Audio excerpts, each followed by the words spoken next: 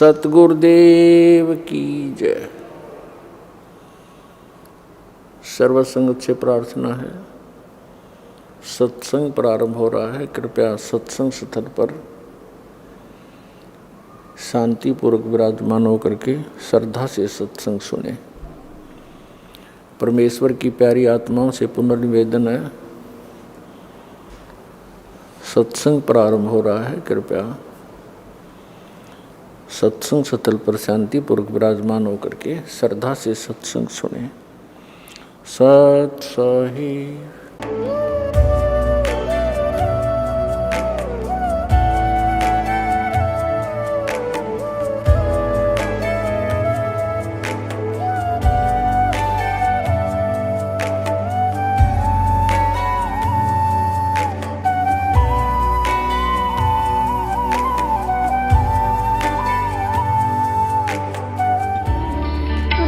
परमात्मा को पाने तथा उसका वास्तविक लाभ प्राप्त करने के लिए पवित्र बाइबल में प्रमाण है कि प्रभु ने मनुष्य को अपना ही स्वरूप बनाया।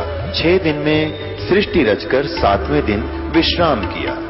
कुरान शरीफ में प्रमाण है कि हजरत मोहम्मद को खुदा स्वयं कह रहे हैं कि मैंने तुम्हें उस परमात्मा की महिमा बताने के लिए भेजा है। वो परमात्मा कबीर है जिसने 6 दिन में सृष्टि रची तथा 7वें दिन तख्त पर जा विराजा। उसकी खबर किसी बाखबर से पूछकर तो देखो। कृपया अवश्य सुनिए जगत गुरु तत्वदर्शी संत रामपाल जी महाराज के अमृत वचन। नमस्कार दर्शकों, क्या आपने कभी सोचा है कि यह विशाल ब्रह्मांड और उसमें मौजूद अनगिनत ग्रह, तारे और जीवन कैसे अस्तित्व में आए? सदियों से मनुष्य इस रहस्य को सुलझाने का प्रयास करता रहा है। विभिन्न धर्मों ने सृष्टि की रचना को लेकर अपनी अपनी मान्यताएं और कहानियां प्रस्तुत की हैं। क्या हर धर्म की कहानी है अलग? सृष्टि रचना को लेकर विज्ञान क्या करता है दावा? आज हम जानेंगे इस अद्भुत रहस्य के बारे में। दर्शकों, सृष्टि रचना के बारे में सभी धार्मिक प्रवक्ताओं, मार्गदर्शकों, संतों, गुरुओं, काजी मुल्लाओं, आचार्यों, शंकराचार्यों, संतों, महंतों, मंडलेश्वरों और वैज्ञानिकों ने बहुत सारे सिद्धांत दिए हैं, पर धार्मिक ग्रंथों और आध्यात्मिक ज्ञान की सही जानकारी न होने के कारण इनमें से कोई भी अपनी बात को सिद्ध नहीं कर पाया है। दर्शकों, इस वीडियो में आज हम जानेंगे कि सृष्टि रचना के बारे में सभी धर्मों की क्या मान्यताएं हैं और विज्ञान का इसके बारे में क्या कहना है। फिर हम जानेंगे वास्तव में सृष्टि रचना कैसे हुई, जिसके प्रमाण हमारे शास्त्रों में दिए गए हैं। तो चलिए वीडियो को शुरू करते हैं। हिंदू धर्म के अनुसार सृष्टि रचना, वैष्णव संप्रदाय के लोग मानते हैं कि विष्णु जी ने ब्रह्मा जी की उत्पत्ति की और उसे सृष्टि की रचना करने का आदेश दिया, जबकि शैव संप्रदाय के लोग मानते हैं कि शिव ही विश्व के रचयिता हैं। जबकि कुछ लोगों का मानना है कि देवी दुर्गा ही जगत जननी है, कुलकर्णी है, जगत की पालनहार है। तो कुछ लोग ब्रह्म को सृष्टि रचनहार मानते हैं और साथ ही पूरे हिंदू धर्म में परमात्मा को निराकार भी माना जाता है। इस्लाम धर्म के अनुसार सृष्टि की रचना, मुस्लिम धर्म के लोग मानते हैं कि सृष्टि की रचना अल्लाह खुदा ने की है और अल्लाह बेचून अर्थात निराकार है। इस्लाम धर्म की मान्यता है कि धरती पर सबसे पहले आदम व हव्वा आए थे। वहीं इस्लाम और ईसाई धर्म में आदम को धरती का पहला इंसान माना जाता है। साथ ही दोनों ही धर्मों में आदम को नबी माना जाता है और उन्हें ही मानव जाति का जनक भी माना जाता है। वहीं बाइबल तथा कुरान में आदम की कहानी का उल्लेख कई बार मिलता है। सिख धर्म के अनुसार सृष्टि की रचना, सिख धर्म के अनुयायी मानते हैं कि रब वाहेगुरु ने दुनिया बनाई है और वो निराकार है। ईसाई धर्म के अनुसार सृष्टि की रचना, ईसाई धर्म में सृष्टि की रचना की कहानी बाइबल के उत्पत्ति ग्रंथ अर्थात जेनेसिस में मिलती है, जो कि ईश्वर द्वारा 6 दिनों में ब्रह्मांड और पृथ्वी की रचना का वर्णन करती है। अभी आपने जाना विश्व के 4 सबसे बड़े धर्मों में सृष्टि की उत्पत्ति से जुड़ी मान्यताएं। अब जानिए विज्ञान ब्रह्मांड की उत्पत्ति के विषय में क्या कहता है और क्या है वैज्ञानिकों की द बिग बैंग थ्योरी। विज्ञान के अनुसार ब्रह्मांड ग्रहों, सितारों और आकाश गंगाओं का समूह है, पर विज्ञान को भी ब्रह्मांड के विस्तार के बारे में पूर्ण जानकारी नहीं है। विज्ञान द्वारा दी गई जानकारी प्राचीन भारतीय और ग्रीक दार्शनिकों के द्वारा तैयार किए गए कॉस्मोलॉजिकल मॉडल और आइजक न्यूटन तथा कोपर्निकस द्वारा दिए गए हीलियोसेंट्रिक मॉडल पर आधारित हैं। फिर भी आज तक विज्ञान सिर्फ इतना ही बता पाया है कि पृथ्वी से ब्रह्मांड का जो हिस्सा देखा जा सकता है उसका व्यास 93 बिलियन प्रकाश वर्ष है, जबकि कबीर साहेब ने अपनी वाणी में जो सृष्टि रचना का विवरण दिया है उसमें असंख्य ब्रह्मांडों की जानकारी है। दर्शकों, द बिग बैंग थ्योरी या महाविस्फोट सिद्धांत ब्रह्मांड की रचना की सबसे प्रचलित धारणा है, जिसके अनुसार आज से लगभग 13.8 अरब वर्ष पहले ब्रह्मांड एक परमाण्विक इकाई के रूप में था। महाविस्फोट धमाके में इतनी अधिक ऊर्जा का उत्सर्जन हुआ कि ब्रह्मांड फैलता ही चला गया। उसी धमाके के फलस्वरूप ग्रहों, उपग्रहों और अन्य खगोलीय पिंडों की रचना हुई, जो कि अभी भी जारी है। दर्शकों, विज्ञान द्वारा दिए गए सभी सिद्धांत सिर्फ संभावनाओं और संकल्पनाओं पर आधारित हैं। वैज्ञानिकों का ज्ञान सिर्फ इस पृथ्वी की रचना तक ही सीमित है, जबकि पूर्ण परमात्मा कबीर साहिब अर्थात कबीरदेव द्वारा दिया गया पवित्र ज्ञान इस पृथ्वी और ब्रह्मांड से भी परे है। परमात्मा द्वारा बोली गई कबीर अमृतवाणी में असंख्य ब्रह्मांडों और उनसे भी ऊपर परमात्मा के परम लोक की भी जानकारी है, जहां तक विज्ञान कभी पहुंच ही नहीं सकता। अब हम कबीर परमेश्वर द्वारा बताई गई सृष्टि रचना को प्रमाण सहित जानते हैं। सवाल नंबर 1, किस ईश्वर ने सृष्टि की रचना की और सर्वप्रथम किन लोकों की रचना की गई? सर्वप्रथम केवल एक स्थान अनामी यानी अनामय लोक था, जिसे अकह लोक भी कहा जाता है। पूर्ण परमात्मा उस अनामी लोक में अकेला रहता था। उस परमात्मा का वास्तविक नाम कबीरदेव अर्थात कबीर परमेश्वर है। इसी कबीरदेव का उपमात्मक पदवी का नाम अनामी पुरुष यानी अनामी प्रभु है। अनामी पुरुष के एक रोमकूप का प्रकाश शंख सूर्यों की रोशनी से भी अधिक है। उसी पूर्ण परमात्मा कबीरदेव ने नीचे के 3 अन्य लोकों अगम लोक, अलख लोक, सतलोक की रचना शब्द यानी वचन से की, तथा यही पूर्ण ब्रह्म परमात्मा कबीरदेव ही अगम लोक में अगम पुरुष के रूप में, अलख लोक में अलख पुरुष के रूप में और सतलोक में सतपुरुष के रूप में विद्यमान है। इसी को पूर्ण ब्रह्म, परम अक्षर ब्रह्म आदि पर्यायवाची नामों से भी जाना जाता है। वहीं अगम लोक में अगम पुरुष का मानव सदृश शरीर बहुत तेजोमय है, जिसके एक रोमकूप की रोशनी खरब सूर्यों की रोशनी से भी अधिक है। अलख लोक में अलख पुरुष के शरीर के एक रोमकूप की रोशनी अरब सूर्यों के प्रकाश से भी ज्यादा है। वहीं सतलोक में सतपुरुष कबीर प्रभु एक रोमकूप का प्रकाश करोड़ सूर्यों तथा इतने ही चंद्रमाओं के प्रकाश से भी अधिक है। कबीरदेव ने सतपुरुष रूप में प्रकट होकर सतलोक में विराजमान होकर प्रथम सतलोक में अन्य रचना की। एक शब्द से 16 द्वीपों की रचना की, फिर 16 शब्दों से 16 पुत्रों की उत्पत्ति की। एक मानसरोवर की रचना की जिसमें अमृत भरा। उन 16 पुत्रों के नाम निम्न: कूर्म, ज्ञानी, विवेक, तेज, सहज, संतोष, सुरति, आनंद, क्षमा, निष्काम, जलरंगी, अचिंत, प्रेम, दयाल, धैर्य, योग संतायन अर्थात योगजीत। अब सुनिए संत रामपाल जी महाराज के मुखार बिंद से सृष्टि रचना की वास्तविक जानकारी। अब सृष्टि रचना के बारे में बहुत से असमंजस है। जैसे जैन धर्म के व्यक्ति श्रद्धालु आचार्य मुनि वो कहते हैं कि इस सृष्टि का कोई रचयिता नहीं, कोई इसका संहार करता नहीं, अनादि है, अपने आप बनती है, अपने आप ये चलती है। ऐसा ही नहीं, और भी बहुत से श्रद्धालु हैं। कोई कहते हैं विष्णु जी ने इसकी रचना की है, जैसे अब पीछे हम बता चुके हैं। इसके विषय में आप जी को विशेष डिटेल से बताएंगे। परमेश्वर कबीर देव जी का जो प्रसंग चला था कि ये पूर्ण परमात्मा है, पूर्ण ब्रह्म है, कंप्लीट गॉड है, ये विश्वास आप जी को नहीं हो सकता जब तक हम इनके गुणों से परिचित नहीं होंगे। और गुण कहाँ होते हैं?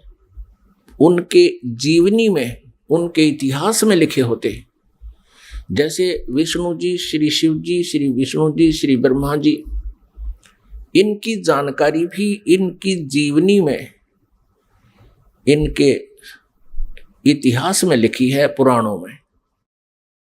और परमेश्वर कबीर जी की महिमा सूक्ष्म वेद में लिखी है, सूक्ष्म वेद। आदि शंकराचार्य जी के इतिहास में दास ने पढ़ा, उन्होंने भी सूक्ष्म वेद का समर्थन किया है।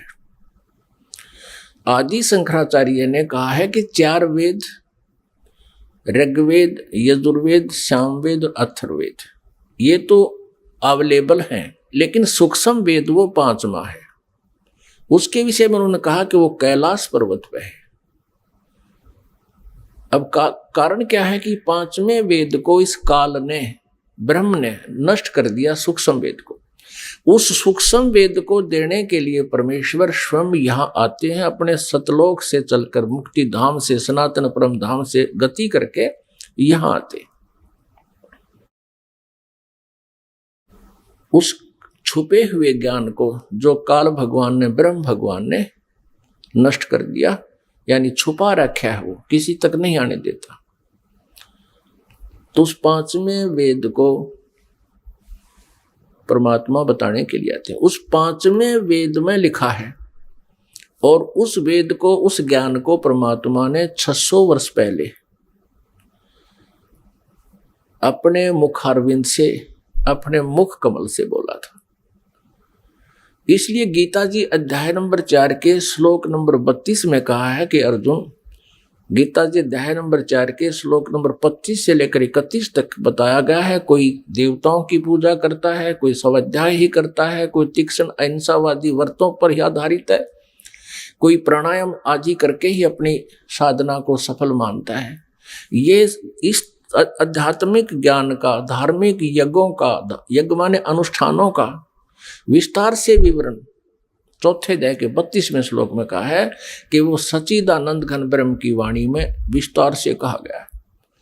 यहां अनुवादकर्ताओं ने श्रीमद् भगवत गीता अध्याय 4 श्लोक 32 में अनुवादकर्ताओं ने ज्ञान न होने से अनर्थ कर दिया।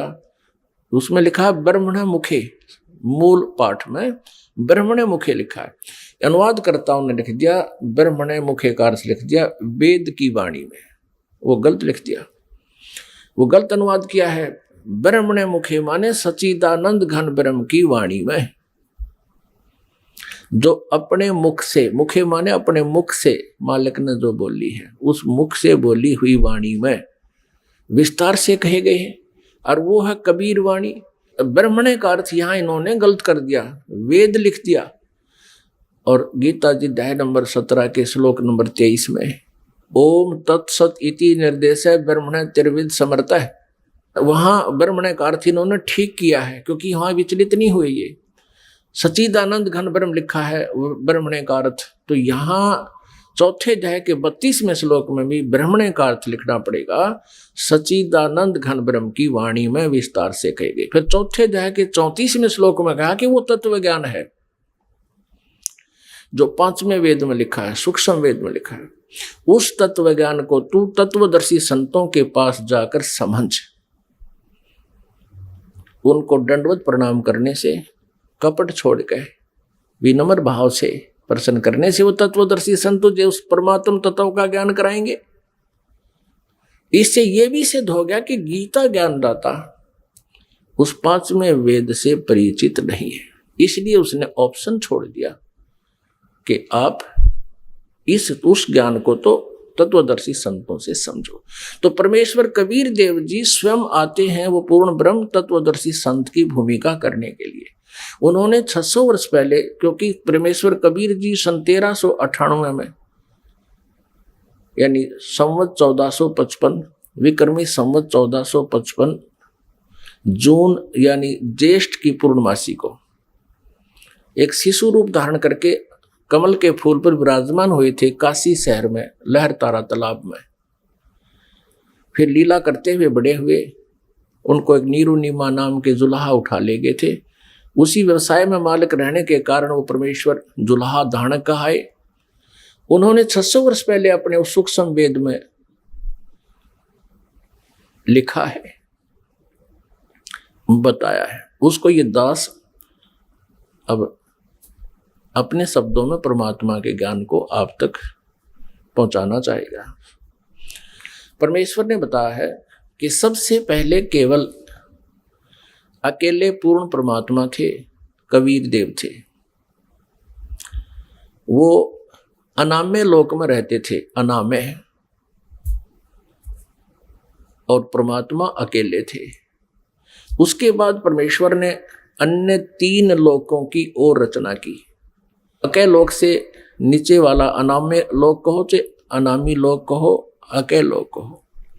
अकय लोक से नीचे अगम लोक है, उससे नेक्स्ट अलख लोक है, और फिर उससे जो तीसरा स्थान नीचे सत्यलोक है, जिसको सनातन परमधाम कहते हैं। और सत्यलोक में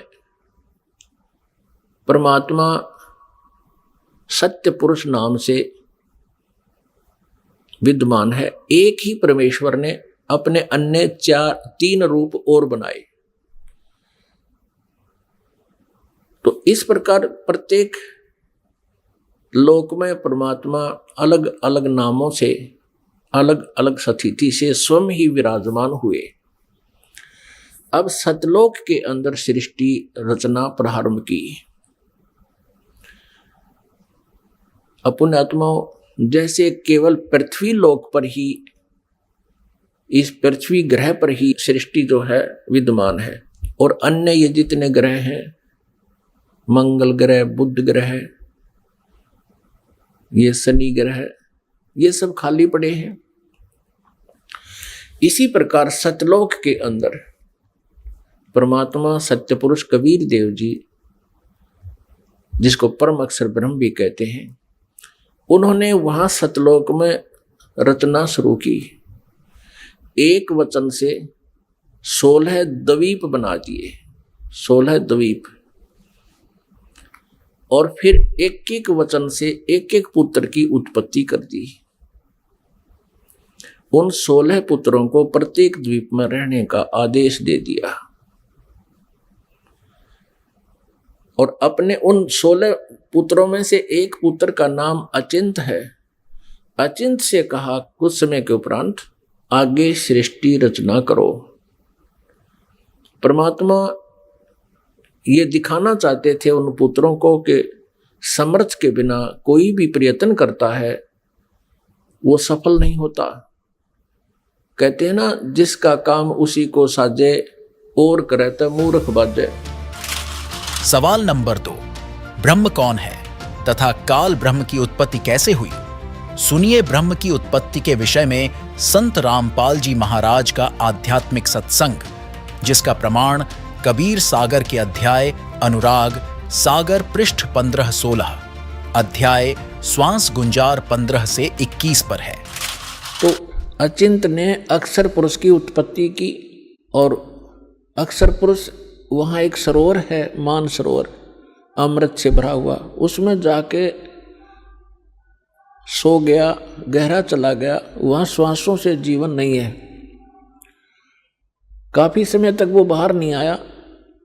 आपको थोड़ी सी सृष्टि रचना का हिंट देकर आज का जो विषय है वो फिर चलेगा। अचिंत ने देखा अक्षर पुरुष सरोवर के अंदर, निद्रा के अंदर, गहरी निद्रा में सो रहा है, और अक्षर पुरुष के बिना अचिंत सृष्टि नहीं कर सकता। तब उसने अर्ज की कि अक्षर पुरुष निद्रा में है, प्रभु मैं कुछ नहीं कर पा रहा हूँ। तब परमात्मा ने कहा कि बेटा तुम कर भी नहीं सकते, ये तुम्हारे को थोड़ा सा एक झटका दिया है, कहीं तुम बीच में टांग अड़ा लेते। परमात्मा ने ये सिद्ध कर दिया कि समर्थ का काम समर्थ ही कर सकता है, और दूसरा कोशिश करेगा तो वो मार ही खाएगा। तब परमेश्वर ने उसी सरोवर से थोड़ा सा जल अपनी आचमन में लिया, अपनी शब्द से उसको अंडा बना दिया। अंडे में अपने वचन से अपने ही अंदर से एक आत्मा उसमें प्रवेश कर दी। उस अंडे को बहुत बड़ा आकार का अंडा बना दिया, उसको उसमें छोड़ दिया। सरोवर में गड़गड़ गड़गड़ करता हुआ वो नीचे गया। तो उसकी गड़गड़ाहट सुनकर अक्सर पुरुष की नींद निद्रा खुल गई और किसी को कच्ची निद्रा से जगा दिया जाए तो उसमें थोड़ा सा क्रोध होता है।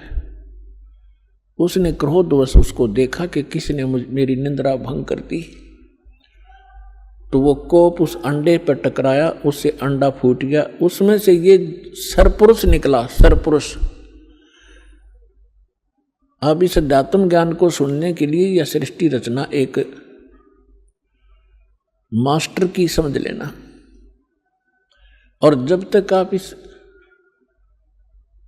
सृष्टि रचना से परिचित नहीं होगे तब तक आप अध्यात्म का कोई सिर पैर नहीं समझ सकते। प्रथम बार कोई सुनेगा उसको ऐसा लगेगा जैसे दंत कथा बनावटी कहानी है। अब वो अंडा फट जाने से उसमें से सरपुरुष निकला, ज्योति निरंजन, जिसको काल भी कहा जाता है, जो 21 ब्रह्मांड का स्वामी है। तब परमेश्वर ने कहा कि तुम दोनों बाहर आओ। वो दोनों बाहर आ गए। उनसे कहा कि जाइए आप अचिंत के द्वीप में रहो। एक स्थान तीनों को दे दिया, अचिंत, सरपुरुष और अक्षर पुरुष। उसके पश्चात परमेश्वर ने स्वयं शेष रचनाएं की और हम सभी आत्माओं को अपने वचन से उत्पन्न कर दिया। असंख्य जितने भी यहाँ चींटी, मच्छर, मक्खी, सूक्ष्म जीव जो दिखते भी नहीं, दूरबीन से देखे जा सकते हैं, हाथी, देवता, ये सभी प्राणी परमात्मा ने अपनी वचन से उत्पन्न करके, ये सभी आत्माएं ऊपर रहा करती थी। हम सभी की वहाँ सृष्टि थी, परिवार था, और बहुत सुंदर महल, बड़े बड़े बगीचे, प्रत्येक के महल के आसपास बहुत बहुत सुंदर आगे पार्क हैं, फल फ्रूट वहाँ पर लदपद रहते हैं, मेवा लदपद रहती है, सदाबहार वृक्ष हैं, सदाबहार बाग बगीचे हैं। तब परमात्मा ने हम सबको उत्पन्न किया, हम अलग अलग रहने लगे और हमारा वहाँ पर एक परिवार बन गया। जैसे आपका यहाँ परिवार बन गया, ऐसे वहाँ भी आपका ऐसे सुंदर परिवार था। प्यार से रहते थे, कोई तकलीफ नहीं, किसी वस्तु का अभाव नहीं, कोई काम नहीं। तो फिर कुछ समय के उपरांत, काफी समय बीत गया था, तो इस ज्योति निरंजन सरपुरुष के मन में एक खुरापात उत्पन्न हुआ। इसने सोचा हम तीन तो एक स्थान पर एक ही प्लाट में रह रहे हैं, द्वीप में, और शेष मेरे भाई अब अलग अलग द्वीपों में रह रहे हैं, तो मैं अलग से द्वीप प्राप्त करूंगा। इसने अलग से स्थान प्राप्ति के लिए तप शुरू किया, एक पैर पर खड़ा होकर। एक पैर पे खड़ा होकर के इसने तप किया, कभी उस पैर को रख ले, कभी उसको, और हम फिर इसके जाल में कैसे फंसे।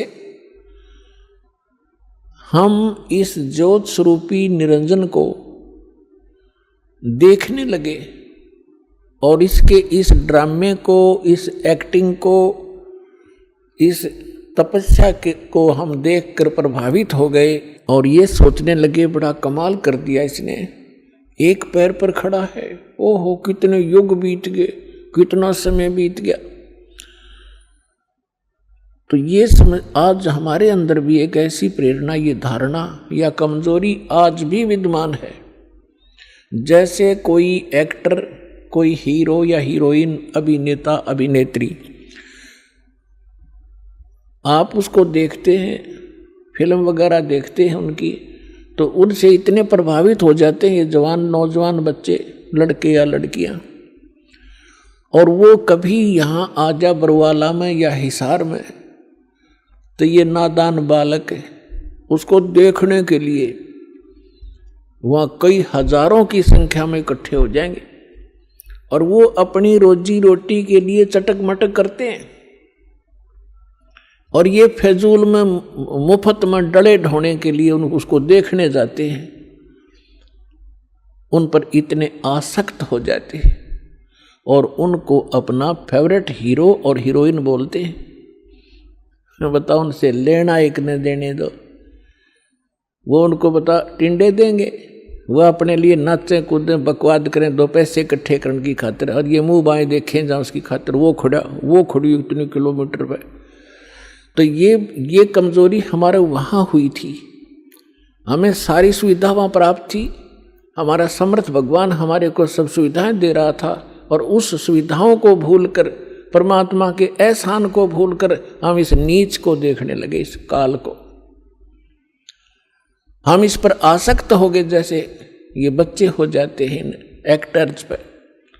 परमात्मा ने बहुत बार आकाशवाणी की कि बच्चों, इसके इस ड्रामे न मत देखो, मस्त रहो तुम।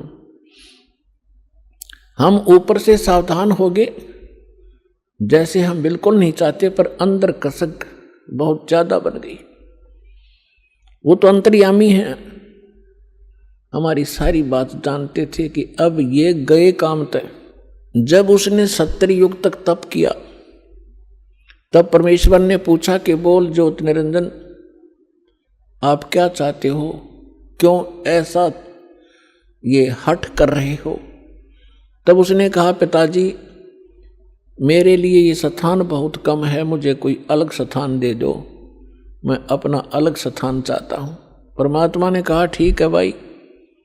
तब से राज मदमानम और जन्म तीसरे शुक्र सवानम, तेरे इस तप के कारण मैंने तुझे 21 ब्रह्मांड का राज दे दिया। जैसे एक धनी पिता अपने पुत्र को उसके हिस्से के 21 प्लाट दे दे खाली। अब उन ब्रह्मांडों को पाकर ये कभी उसमें जा रहा है, कभी उसमें कूद रहा है, सारा नाच कूद कर इसने सोची कि इसमें कुछ कंस्ट्रक्शन भी चाहिए। अब वो समर्थ है, सबका सब सारे मटेरियल उस परमात्मा से उपलब्ध हो सकते हैं। इसने फिर तपस्या की, 70 युग फिर तप किया। हम फिर भी इसको बहुत ज्यादा चाह रहे थे, ऊपर से सावधान थे पर अंदर से कसक गजब की थी। तब परमेश्वर ने पूछा, भी बोल क्या चाहता है ज्योति निरंजन, अब तुझे और क्या चाहिए। तब इसने कहा कि भगवान परमात्मा, हे पिताजी, मेरे लिए मुझे कुछ कंस्ट्रक्शन करने का मटेरियल सामग्री दे दो।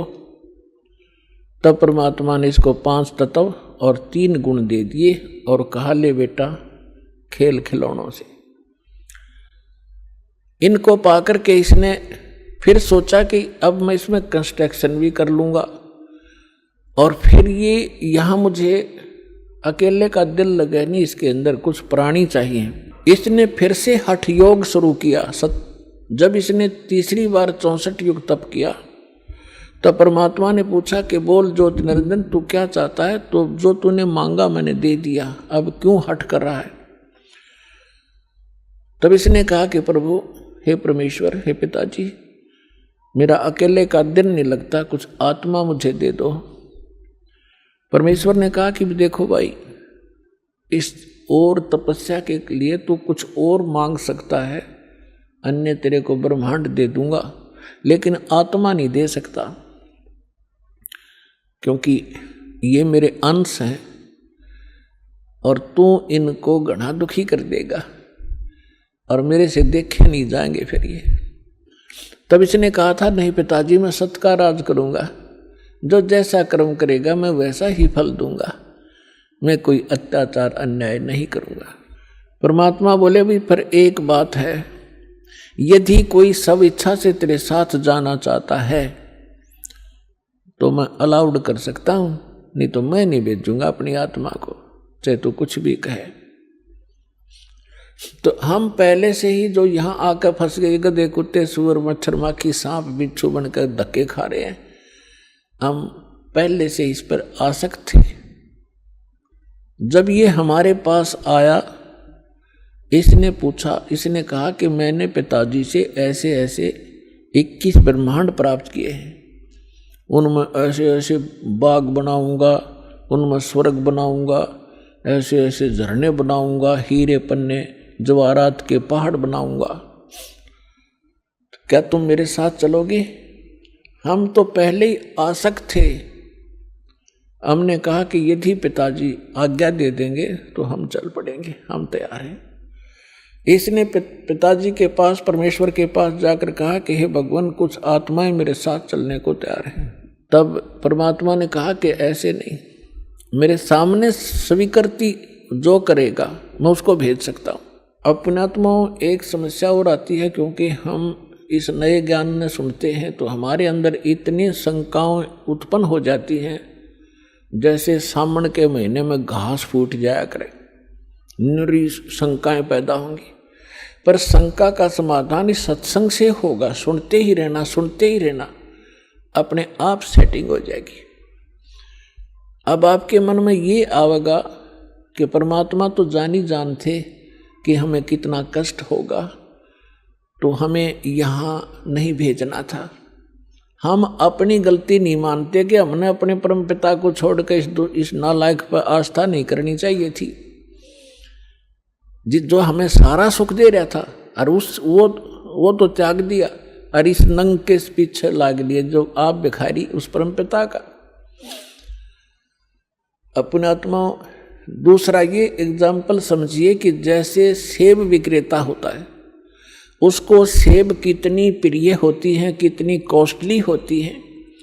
1, 2, 3, 4, 10 यदि सेब खराब हो जाती हैं, वो उन सेब को उन सेबों में नहीं रख सकता जो स्वस्थ है।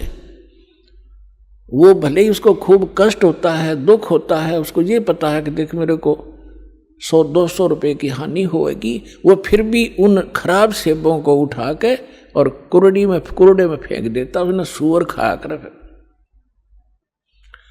भले उसकी आत्मा दुखती है कि मुझे कितनी हानि होगी, लेकिन रख नहीं सकता कि ये और भी डूब देंगी।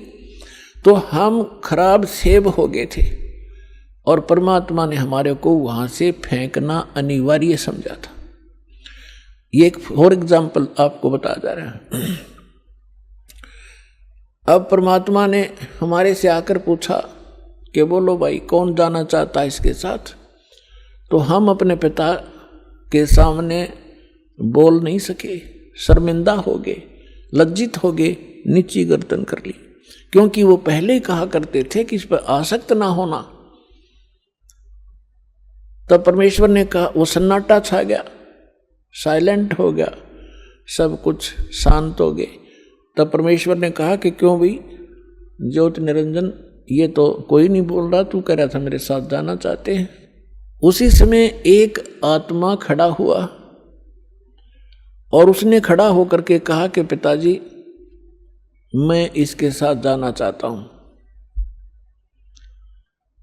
अब बाकी हमने सोचा कि यू एकला वहां सारी लूट लेगा और हम रह गए पाछे, तो हम भी फिर खड़े हो गए, दोनों हाथ ऊपर ने कर लिए। सारे के सारे जितने असंख्यों अनगिन जीव यहां आ फंसे।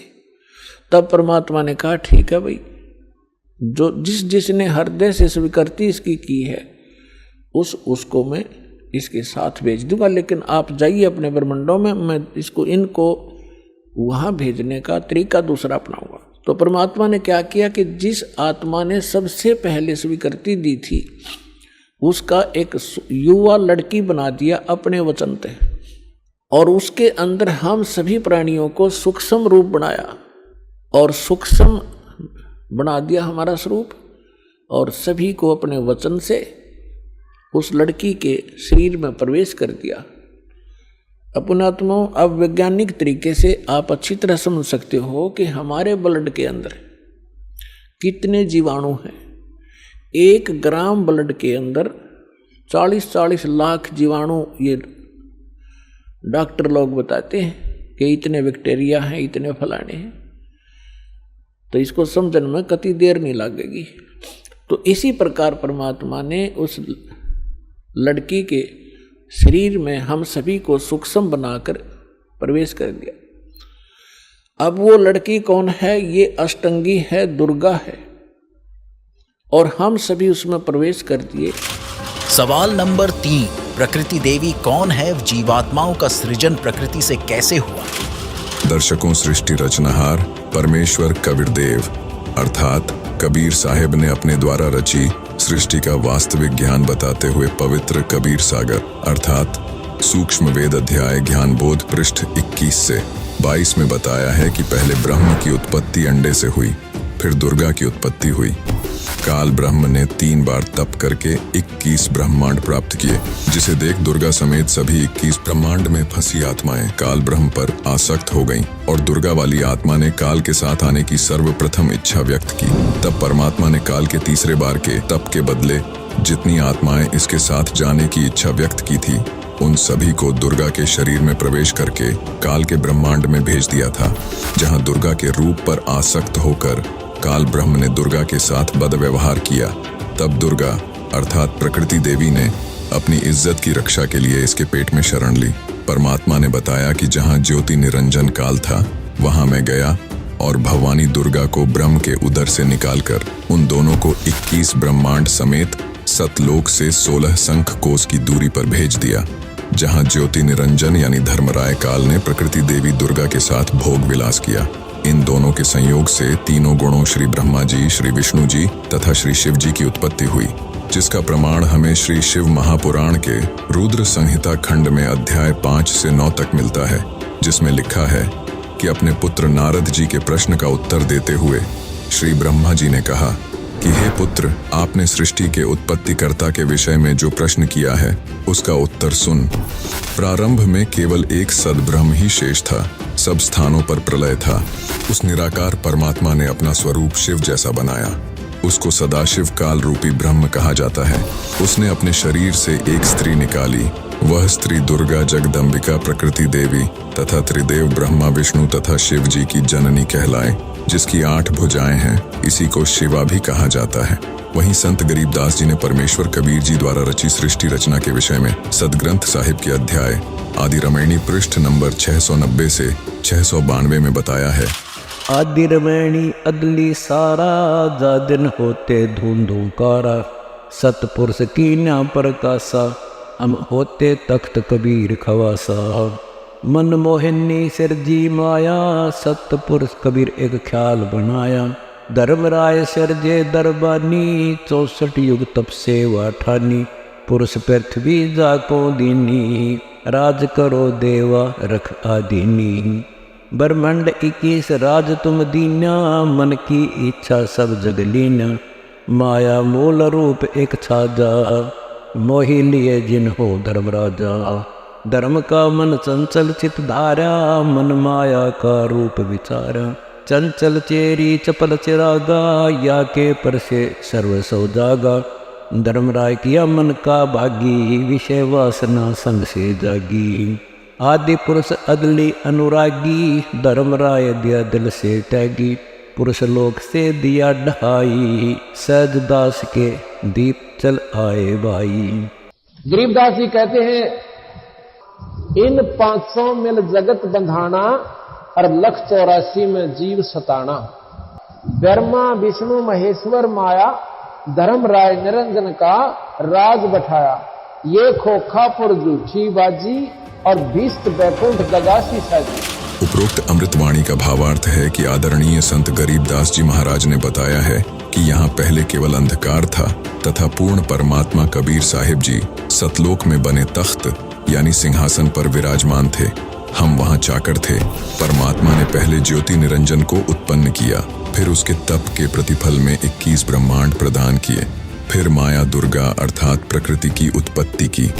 युवा दुर्गा के रूप पर मोहित होकर ज्योति निरंजन ब्रह्म ने दुर्गा से बलात्कार करने की चेष्टा की। ब्रह्म को उसकी सजा मिली। उसे परमात्मा ने सतलोक से निकाल दिया तथा ब्रह्म को शाप लगा कि 1 लाख मानव शरीरधारी प्राणियों का प्रतिदिन आहार करेगा तथा 1.25 लाख उत्पन्न करेगा, जिससे यह स्पष्ट होता है कि माता दुर्गा की उत्पत्ति कबीर परमेश्वर की वचन शक्ति से सतलोक में हुई थी और दुर्गा समेत हम सभी आत्माएं काल के 21 ब्रह्मांडों में अपनी इच्छा से फंसे हुए हैं, जहां हम सभी जीवों को ब्रह्म काल 84 लाख योनियों में डालकर भयंकर यातनाएं देता है और इस कार्य में माया दुर्गा भी सहयोग देती है। कुछ समय उपरांत इस सर्वपुरुष में एक खरपतवार उत्पन्न हुआ, खुरापात उत्पन्न हुआ। इसने सोचा कि हम 3 जने तो एक द्वीप में और हमारे अन्य भाई एक एक द्वीप में रह रहे हैं, तो वहां ये विधान का पता चला कि तप से राज्य प्राप्त होता है। उसने खड़ा होकर के एक पैर पर तप किया और 70 युग, यहां के 70 युग तक तप किया। तब पूर्ण परमात्मा ने, सत्य पुरुष ने, कबीर देव जी ने पूछा कि पुत्र तू किस लिए ये तप कर रहा है, क्या इच्छा है तेरी? तब इसने कहा कि भगवान ये द्वीप मेरे लिए छोटा है, थोड़ा है। हम 3 एक द्वीप में रह रहे हैं, अन्य भाई मेरे अलग द्वीपों में एक एक रह रहे हैं, मुझे अलग स्थान चाहिए। परमात्मा ने कहा ठीक है भाई, तुझे 21 ब्रह्मांड दे दिए। जैसे एक धनी पिता अपने पुत्र को 21 प्लाट दे दे, अगले बेटा ये तेरे हिस्से में 21 प्लाट आ गए। अब उन प्लाटों को पाकर, 21 ब्रह्मांड को पाकर, ये क्षरब्रह्म, हम संत लैंग्वेज में इसको क्षर ब्रह्म कहते हैं। क्षर ब्रह्म, क्षर अक्षर, अक्षर तो ये अक्षर ब्रह्म तो ये परब्रह्म है जो अचिंत के वचन से उत्पन्न हुआ, और क्षर ब्रह्म है ये परमात्मा के वचन से अंडे से उत्पन्न हुआ। ये क्षर ब्रह्म जो है 21 ब्रह्मांडों में, कभी उसमें जा कभी उसमें सैर सपट्टे करे, देख रहा है इनको। फिर मन में इसने सोचा कि इनमें कुछ कंस्ट्रक्शन होनी चाहिए। इस उद्देश्य से इसने फिर 70 युग तब फिर किया। तब परमेश्वर ने पूछा भी अब क्या चाहता है? प्लाट तेरे को दे दिए, 21 ब्रह्मांड दे दिए। तब इसने कहा प्रभु कुछ कंस्ट्रक्शन का, यानी कोई रचना सामग्री दो मुझे, ताकि मैं कुछ उसमें रचना बना करूं। यानी अब जैसे प्लाट दे दिए, उसके पास तो फिर भी कुछ को नहीं, पिता से मांगता है कुछ पैसे दो या ईंट सीमेंट मटेरियल अवेलेबल कराओ। तो परमेश्वर कबीर देव जी ने इस सर पुरुष को, क्षर ब्रह्म को 5 तत्व और 3 गुण दे दिए। अगले बेटा बना खिलौने रखे दिन से, इनको पाके बड़ा प्रसन्न हुआ। फिर इसने सोचा कि मैं इसमें कंस्ट्रक्शन भी कर लूंगा, तो फिर अकेला कैसे दिल लगेगा मेरा। इसने सोचा कि कुछ आत्माएं भी मैं प्राप्त करूं भगवान से।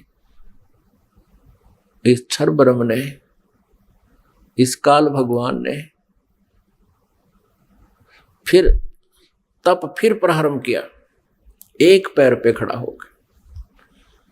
तो उधर से हम यहां इसके जाल में कैसे फंस गए, ये एक बहुत विशेष विचारणीय समय जो है ना बात है पुण्यात्माओं, एक विशेष विचारणीय विषय है कि हम क्यों फंसे। फिर चल इसने तो ऐसा कर लिया, प्राप्त हुआ अलग से, हम इसके साथ कैसे, हम जो फंसे हुए हैं ये इसके साथ फंसे हुए हैं, इस ब्रह्म के, क्षर ब्रह्म के साथ हम यहाँ आ गए, जिस कारण से हम यहाँ दुख पा रहे हैं। अपने पिता को छोड़ आए जहाँ कोई अभाव नहीं था, कोई जन्म मृत्यु नहीं थी। तो हम कैसे फंसे कि हम वहां देख रहे थे इसके तप को, और जब ये खड़ा होकर तप कर रहा था, एक पैर पे खड़ा होकर, हम सभी इस पर आसक्त हो गए, इतने आसक्त हो गए। ओहो देख कितने दिन से एक पैर पे खड़ा है, कभी इस पैर को कर लेता है, कभी उस पैर पे खड़ा हो जाता है, और ऐसे करके खड़ा है कभी। तो हम इसकी इन अदाओं से इतने प्रभावित हो गए, हम अपने भगवान से भी दिल हटा बैठे। जो हमें सर्व सुख दे रहा था, सब सुविधाएं उपलब्ध करा रहा था, हम उससे हटकर इसके ऊपर आसक्त हो गए। तो पुण्यात्माओं, यही बीमारी, यही स्वभाव आप और हम सभी को वहां से लगी थी। जैसे यहाँ के हीरो और हीरोइन, अभिनेता अभिनेत्री अपने पेट के लिए, रोजी रोटी के लिए एक्टिंग करते हैं, अदाएं करते हैं, उछल कूद करते हैं, और ये युवा वर्ग, बच्चे उनको देखकर इतने आसक्त हो जाते हैं, पूछो मत। और यदि कोई हीरो या हीरोइन यानी कोई अभिनेता या अभिनेत्री यहाँ बरवाला में आ जा या हिसार में आ जावे, फिर देखो इन बच्चों के, कॉलेज वालों के, जवान बच्चों की वहाँ कैसे भीड़ उमड़ कर जाती है और कम से कम 200, 300, 400 फुट से दूर खड़े खड़े देखते हैं कि देखो वो खड़ा, वो है वो फलाना नेता अभिनेता, वो खड़ी वो है फलानी अभिनेत्री। अब वो तो अपने पेट के लिए कर रहा है सारे काम, और वो बच्चे बेमतलब वहां जा रहे हैं उसको देखने के लिए। लेना एक न देने दो, क्या देगा उनको वो, और धक्के खा के सामने भूखे अपने वापस आ जाते हैं। ठीक इसी प्रकार हम इस काल पर आसक्त हो गए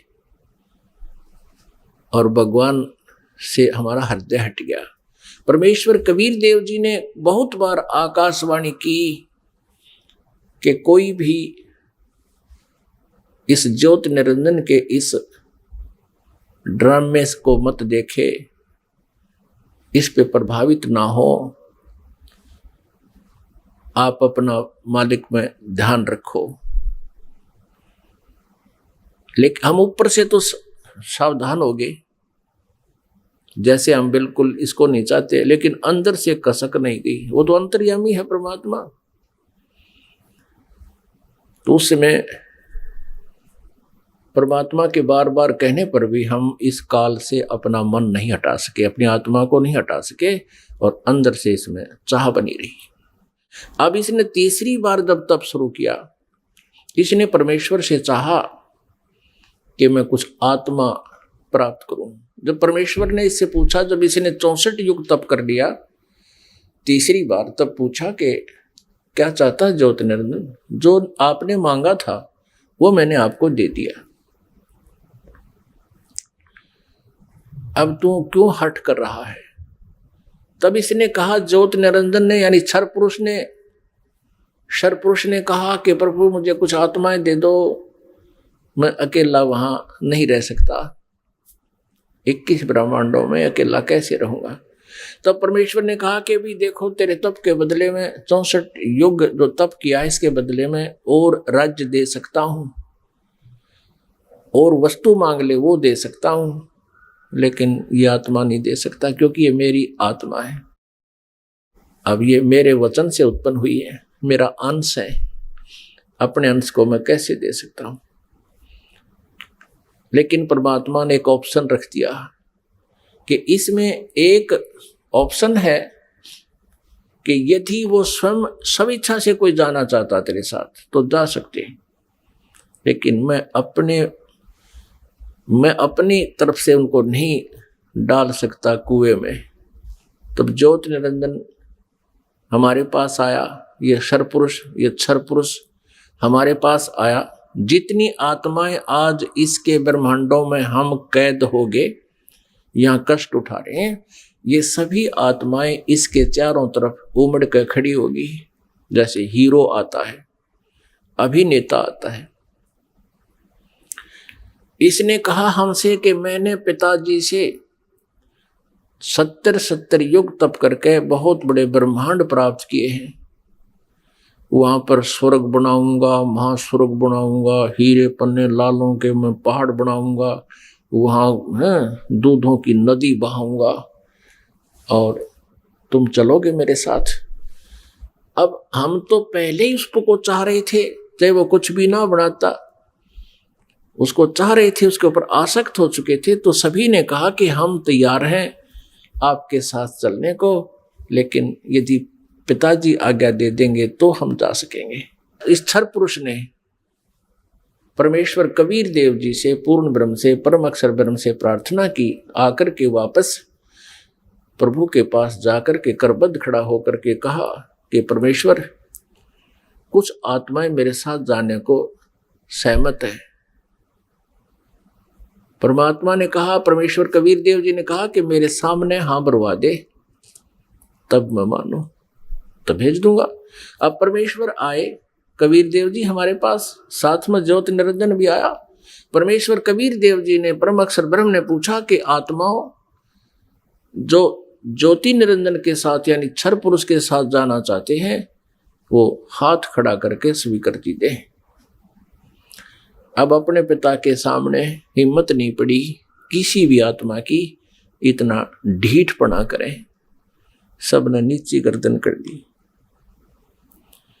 तब परमेश्वर ने कहा कि अरे ज्योति निरंजन, अरे क्षर पुरुष, आप तो कह रहे थे कुछ आत्माएं तैयार हैं, ये तो कोई भी नहीं बोल रहा, सन्नाटा छा गया। तब एक आत्मा सबसे पहले खड़ा हुआ। उसने सोचा कहीं हम रह जावा यहीं पर। उसने खड़ा होकर कहा कि पिताजी, हाँ, उसने हाथ खड़ा किया कि पिताजी मैं जाना चाहता हूं। फिर तो हम जैसे सारे सोचा करते हम पीछे रह जावे, हमने भी सब न कर दिया, ऐसे सब ने हाथ खड़े कर दिए। जितने भी खरबों अनगिन यहाँ पर आए हुए हैं, अकाउंटिंग नहीं कर सकते, इतने जीव आगे इसके अलावा से। परमात्मा के पास तो सब अकाउंटिंग है, सब उनकी डिटेल है, लेकिन हम नहीं कर सकते जीव संज्ञा। जितने भी 21 ब्रह्मांड में प्राणी हैं ये सब सतलोक से आए हैं, चाहे चींटी है, चाहे हाथी है, रंक है या राजा है, किसी भी पशु पक्षी की योनि वो जीव जंतु की भोग रहा है। तब परमेश्वर ने कहा भी ठीक है ज्योति निरंजन, जिन जिन ने तेरे साथ आने का हृदय से चाह की है, सब इच्छा से तेरे साथ जाना चाहते हैं, उनके सब के नंबर नोट मैंने कर लिए, वो मेरे पास है। आप जाओ अपने ब्रह्मांडों में, क्योंकि ये ब्रह्मांड पहले वहीं थे सतलोक के एक लास्ट कोने में, बिल्कुल एकांत स्थान पर सतलोक में, और हम रह रहे थे उस मेन सतलोक में। जैसे एक तो बाहरी विलेज हो दिल्ली क्षेत्र के, दिल्ली राज्य के, एक शहरों का स्थान बीच में मध्य स्थान हो, हम वहां रह रहे थे। और इस काल के थे बाहरी दिल्ली, समझ लो वहां 21 ब्रह्मांड थे। ये निरंजन चला गया वहां पर अपने ब्रह्मांडों में, ये क्षर पुरुष, इसको ज्योति निरंजन भी कहते हैं, इस काल, इसको काल भी कहते हैं। आगे चल के ये इसकी कई नाम रखे जाएंगे इसी कहानी में। तो उधर से परमात्मा ने क्या किया, जिस आत्मा ने सर्वप्रथम हाथ खड़ा कराया था, स्वीकृति दी थी क्षर पुरुष के साथ जाने की, परमेश्वर ने उसका एक युवा स्त्री रूप बना दिया, लेकिन उसको प्रजनन इंद्रिय नहीं लगाई। और सभी आत्माएं जो उसके साथ आना चाहती थी, सब इच्छा से स्वीकृति दी थी, उन सबको बीज रूप बनाया अपने वचन से, और दुर्गा के अंदर प्रवेश कर दिया। जैसे आजकल तो इस मार्ग को समझना बहुत आसान है। ये डॉक्टर लोग क्या करते हैं, जैसे बताते हैं कि 1 ग्राम ब्लड में बिरानी कितने 80 लाख, बिरानी 50 लाख जीवाणु तो एक टाइप के होते हैं, अन्य और टाइप के, और उस ब्लड को दूसरे में डाल दिया जाता है, या तो वो और बढ़ जाते हैं, दूसरे में डाले जा सकते हैं ऐसे जीवाणु भी। तो ऐसे ये व्यवस्था समझो, परमात्मा ने इस लड़की जो युवा बनाई थी उसका नाम रख दिया प्रकृति देवी। उसको माया भी बोलते हैं, आदि माया। प्रकृति देवी कहो, आदि माया कहो। आगे चल के यही अष्टंगी कहलाई और यही दुर्गा कहलाई। अब इसको श्री दुर्गा कहें। श्री दुर्गा जी के शरीर में प्रवेश कर दिया सभी आत्माओं को और कहा, बेटी मैंने तेरे को आशीर्वाद दे दिया है। परमेश्वर ने कहा कि बेटी मैंने तेरे को आशीर्वाद दे दिया है और सभी आत्माएं तेरे अंदर प्रवेश कर दी हैं, और आप वहां जाइए ज्योति निरंजन के पास, और जितने भी वो जीव कहे अपने वचन से उत्पन्न कर दिए, नर और मादा ये कहकर, उतने ही वो सामने प्रकट हो जाएंगे। और परमेश्वर ने अपने पुत्र सहज दास को, जो उन 16 पुत्रों में से जो सर्वप्रथम उत्पन्न किए थे उनमें से एक था, सहजदास से कहा कि पुत्र अपनी बहन को साथ ले जाओ और इस ज्योति निरंजन के पास छोड़ आओ, क्षर पुरुष के पास छोड़ आओ। इसको क्षर पुरुष भी कहते हैं, ज्योति निरंजन भी कहते हैं। यही आगे चल के गीता में जो कहता मैं काल हूं, ये वो काल है। वहां छोड़ा हुआ क्षर पुरुष को बता देना कि परमात्मा ने, यानी मेरी तरफ से कह देना कि इसके शरीर में सभी आत्माओं को प्रवेश कर दिया है और इसको वचन दे दिया है, आशीर्वाद दे दिया है, इसको शक्ति दे दी है, इसको वरदान दे दिया है कि जितने जीव तू चाहेगा, नर और मादा, ये लड़की प्रकृति देवी ये उत्पन्न कर देगी। सहजदास पिताजी के आदेश को शिरोधार्य करके अपनी बहन श्री दुर्गा को साथ लेकर ज्योत निरंजन के पास आ गया, यानी क्षर पुरुष के द्वीप में चला गया। उस लोग 21 ब्रह्मांडों में उससे कहा कि ये बहन है और इस बहन के शरीर में परमात्मा ने सभी आत्माओं को प्रवेश कर दिया है। अब सहजदास ने क्षर पुरुष से कहा कि पिताजी ने ये बहन भेजी है दुर्गा, इस श्री देवी के शरीर में वो सभी आत्माएं प्रवेश कर दी हैं और इसको परमेश्वर कबीर देव जी ने वरदान दे दिया है कि जितने जीव तू चाहेगा ये वचन से उत्पन्न कर देगी। ऐसा कहकर के वो सहजदास उस लड़की को वहां छोड़कर वापस आ गया।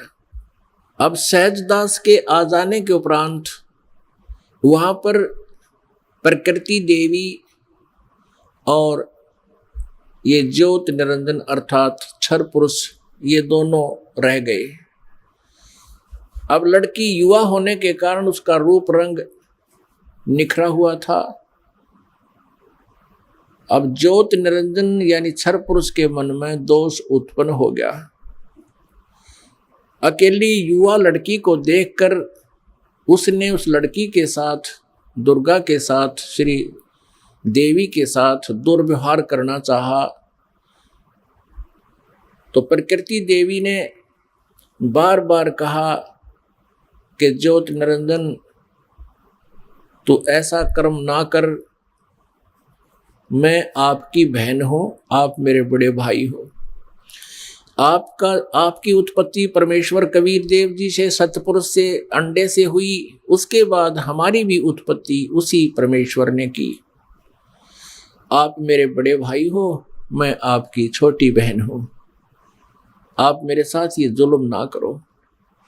बहुत विनय करी, लेकिन इस क्षर पुरुष में इतना काम वासना बढ़ गई, इतना रजोगुण प्रभावित हो गया कि इसने एक नहीं सुनी, ना कोई मान मर्यादा रखी और लड़की के साथ इसने बलात्कार करने की चेष्टा की। अभद्र तरीके से मुंह खोल रखा था। दुर्गा ने यानी प्रकृति देवी ने सूक्ष्म रूप बनाया, इसके मुंह में पेट में शरण ग्रहण की। वैसे तो कहीं भागे जान नहीं दे सकता था, पता था उसको। अपनी इज्जत रक्षा के लिए, अपने कौमार्य की रक्षा करने के लिए इसने पेट में शरण चली गई। उधर से आवाज लगाई कि हे परमात्मा मेरी रक्षा करो, मुझे बचाओ, मेरे पिताजी मुझे बचाओ। परमात्मा को पता था कि इनके साथ ऐसा होगा, क्योंकि हम परमात्मा परमेश्वर जी के बार बार मना करने पर भी हम इससे अपना मन नहीं हटा सके थे। परमेश्वर ने स्वयं अपने पुत्र जोगजीत का रूप धारण किया और वहां प्रकट हो गए। लड़की को, दुर्गा को उसके पेट से निकाला, शरीर से बाहर निकाला और कहा कि ज्योत निरंजन सुन ले आदेश परम पिता का, तूने इस अच्छे लोक में ऐसा जुल्म किया है, तू पहला व्यक्ति है। तूने यह बदनीयत की है इस लड़की के ऊपर आज, और तूने इसको अपने पेट में निगल लिया है, और तेरी जो क्रिया है यह भी एक बहुत अभद्र पुरुष की है, इसलिए तेरा नाम आज से काल होगा। तू काल नाम से जाना जाएगा और 1 लाख मानव शरीरधारी प्राणियों का नित आहार किया करेगा। और 1.25 लाख उत्पन्न करेगा, यानी 25% एक्स्ट्रा तो उत्पन्न किया करेगा। और आज से तुझे यहां से देश निकाला दे दिया है परमपिता परमेश्वर ने, सतलोक से निकाल दिया तुम्हारे को 21 ब्रह्मांड समेत दोनों भाग, यहां से निकल जाओ तुम। इतना ही कहा था, उसी समय ये 21 ब्रह्मांड वहां से ऐसे चल पड़े जैसे विमान स्पीड पकड़ लेता है। और इस प्रकृति देवी से, दुर्गा से परमात्मा ने कहा कि बेटी तुमने अपने पैर पे आप कवाड़ा मारा है, अब तुम सब इच्छा से इसके साथ जा रहे हो और पिताजी के दिल से तुम उतर गई, क्योंकि वहां परमात्मा अपना रूप बदले हुए खड़े थे। अब तुम यहां नहीं रह सकते। 21 ब्रह्मांड सतलोक से चले और सत्यलोक से बाहरी अक्षेत्र से सीमा से 16 शंख कोश, जैसे अरब खरब नील पद्म 10 पद्म, फिर शंख 10 शंख, ऐसे 16 शंख कोश। एक कोश लगभग 3 किलोमीटर का होता है, 48 शंख किलोमीटर समझो। ये 21 ब्रह्मांड आगे।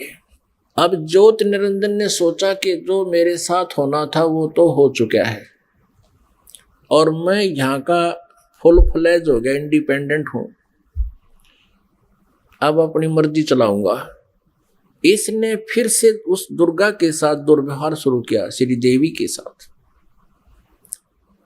श्री देवी ने, दुर्गा ने फिर कहा कि ज्योत निरंजन यानी क्षर पुरुष, तू आंख खोल ले, देखो परमात्मा ने मुझे शक्ति दी है, वर्ड पावर दी है, शब्द शक्ति दी है, मैं वचन से जितने जीव तू कहेगा मैं उत्पन्न कर दूंगी तेरे यहाँ संसार के लिए।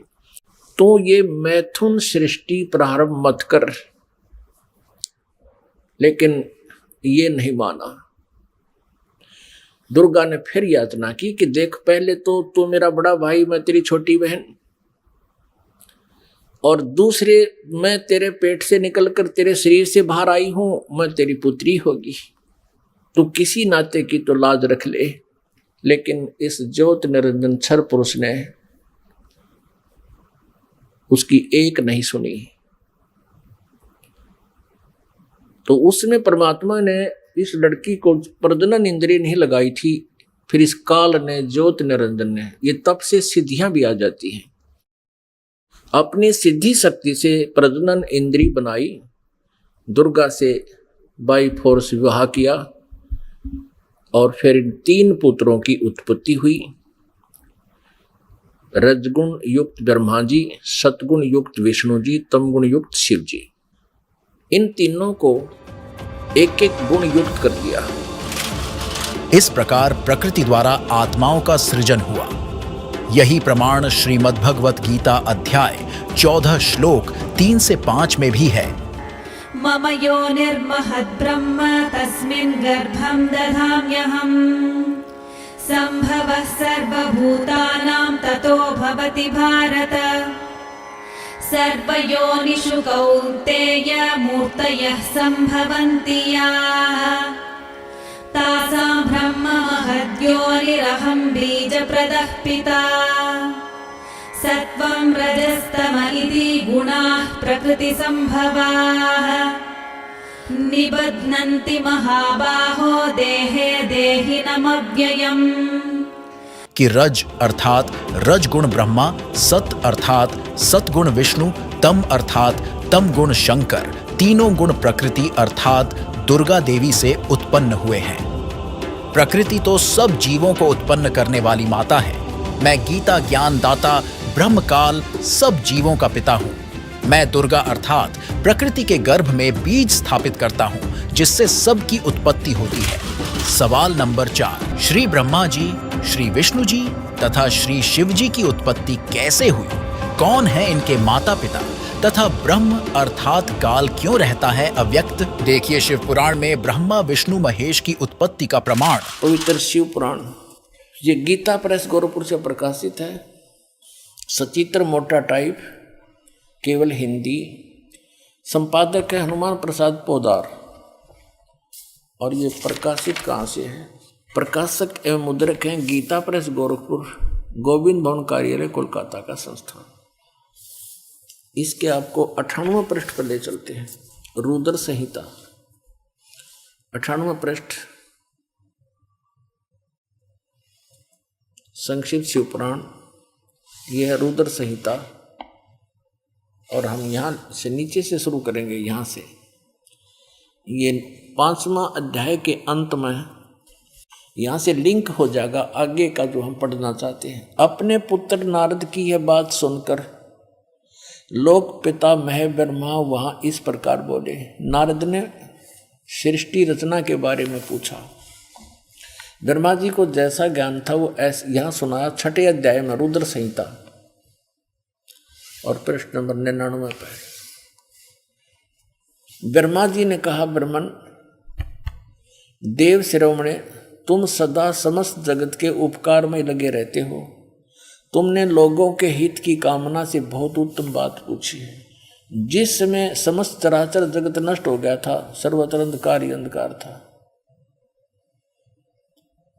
उस समय तत् सद ब्रह्म, इस श्रुति में जो सत सुना जाता है एकमात्र वही शेष था।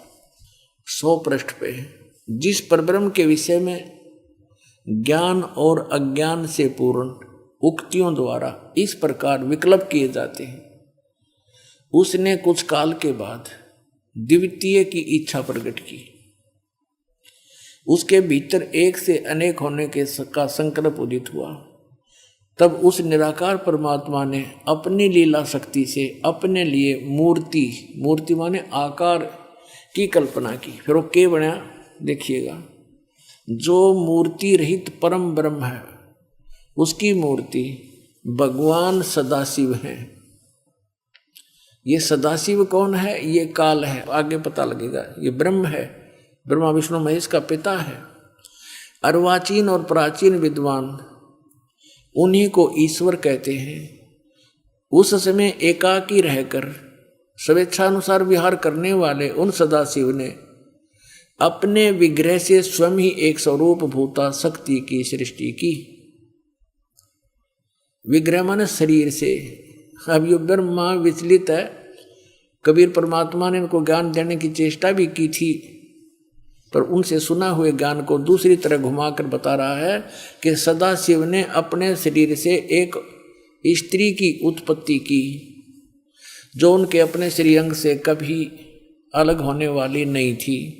उस पराशक्ति को प्रधान प्रकृति गुणवती माया जो काल के शरीर से निकली, उसके क्या नाम है? बुद्धि तत्व की जननी तथा विकार रहित बताया है। वह शक्ति अंबिका कही गई है। उसी को प्रकृति, दुर्गा को प्रकृति भी कहते हैं, ये याद रखना। सर्वेश्वरी त्रिदेव जननी ब्रह्मा विष्णु महेश की जन्म देने वाली तीनों की माता, नित्य और मूल कारण भी कहते हैं। सदाशिव द्वारा प्रकट की गई उस शक्ति के 8 भुजाएं हैं। हो गया स्पष्ट कि ये माँ अष्टंगी पिता निरंजन, ये जमदारुण वंशन अंजन। 3 पुत्र अष्टंगी जाए, ब्रह्मा विष्णु शिव नाम धराए। और आगे देखिए कंसेप्ट, नाना प्रकार के आभूषण उसके श्रीअंगों की शोभा बढ़ाते हैं। वह देवी नाना प्रकार की गतियों से संपन्न है और अनेक प्रकार के अस्त्र शस्त्र धारण करती है। हो गया स्पष्ट कि काल के शरीर से कौन निकली? या निकली, देखो या निकली, या अष्टंगी है और 8 अंगों में अस्त्र शस्त्र धारण करती है। ये देखिएगा, ये निकली अष्टंगी, 8 भुजाओं वाली, इसको अष्टंगी कहते हैं। अब हम शिवपुराण पढ़ रहे हैं, ये देखिएगा, उसको प्रकृति भी कहते हैं और उसकी 8 भुजाएं हैं। अष्टंगी है, वो तीनों देवताओं की माता है और वो अनेक प्रकार के अस्त्र शस्त्र धारण करती है। एकाकिनी होकर भी वह माया संयोग वसात अनेक हो जाती है। वे जो सदा शिव हैं उन्हें परम पुरुष ईश्वर शिव शंभु और महेश्वर कहते हैं। अब देखना ये रुद्र संहिता का, अब हम 6ठा अध्याय पढ़ रहे हैं 101 पृष्ठ पे। अब ये क्या कि वे अपने सारे अंगों पर भस्म रमाए रहते हैं। वो सदाशिव के हैं जिसको इस पृष्ठ पे यहाँ भगवान सदाशिव हैं। अर्वाचीन और प्राचीन विद्वान उसी इन्हीं को महेश्वर कहते हैं। ये कौन है?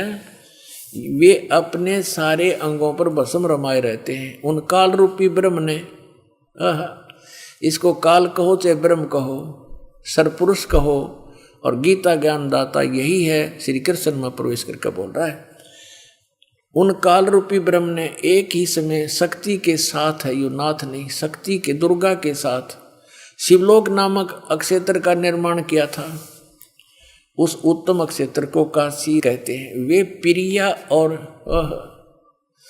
प्रियतम शक्ति और शिव यानी पति पत्नी रूप में रहते हैं। प्रिया और प्रियतम जो परमानंद स्वरूप है उस मनोरम अक्षेत्र में नित्य निवास करते हैं। मुने शिव और शिवा ने, काशीपुरी परमानंद रूपिणी है। मुने शिव और शिवा ने यानी दुर्गा और काल ने, काल और दुर्गा ने प्रलय काल में भी कभी इस क्षेत्र को अपने सानिध्य से मुक्त नहीं किया। देवर से एक समय ब्रह्मा जी बता रहे अपने पुत्र नारद को, एक समय उस आनंद वन में रमण करते हुए शिवा और शिव के मन में यह इच्छा हुई, दुर्गा और काल के मन में, कि दूसरे पुरुष की सृष्टि करनी चाहिए, यानी कोई पुत्र उत्पन्न करना चाहिए, जिस पर सृष्टि संचालन का महान भार रखकर हम दोनों केवल काशी में रहकर इच्छा अनुसार विचरें और निर्वाण धारण करें। ऐसा निश्चय करके शक्ति सहित सर्वव्यापी परमेश्वर शिव ने, इस काल ने अपने वाम भाग के 10वें अंग पर अमृत मल दिया। फिर तो वहाँ से एक पुरुष प्रकट हुआ, यानी इन्होंने पति पत्नी व्यवहार किया काल और दुर्गा ने, और वहाँ से एक पुत्र की उत्पत्ति हुई। देखिएगा 102 पृष्ठ पे, 102 पृष्ठ पे शिव ने कहा, वो बालक उत्पन्न हुआ, उसके कहा कि वत्स, काल ने कहा बेटा व्यापक होने के कारण तुम्हारा विष्णु नाम विख्यात हुआ। अब ये 6वां अध्याय समाप्त हुआ। अब ये 7वां प्रारंभ हुआ रुद्र संहिता का, और 103 पृष्ठ पे ब्रह्मा जी अपने विषय में बताते हैं। ये तो विष्णु की उत्पत्ति बता दी ब्रह्मा जी ने, अपने विषय में बताते हैं कि ब्रह्मा जी कहते हैं देवर से, तत्पश्चात कल्याणकारी परमेश्वर सांब सदाशिव ने, इस काल ने दुर्गा के साथ वही व्यवहार किया, पूर्ववत प्रयत्न करके मुझे अपने दाहिने अंग से उत्पन्न किया। सीधी सी बात है। अब देखिए देवी भागवत में तीनों देवताओं के माता पिता की जानकारी। तो देखिएगा श्री ब्रह्मा विष्णु महेश की जीवनी में क्या लिखा है। श्रीमद् देवी भागवत और गीता प्रेस गोरखपुर से प्रकाशित है। इसके संपादक कौन है? हनुमान प्रसाद पोदार चिमन लाल गोस्वामी। ये कहाँ से छपी है फिर देख लिए क्लियर। प्रकाशक एवं मुद्रक हैं गीता प्रेस गोरखपुर, गोविंद भवन कार्यालय कोलकाता का संस्थान। ये इनके फैक्स और फोन नंबर है। इसके 123 नंबर पर ही सब कंसेप्ट क्लियर हो जाता है।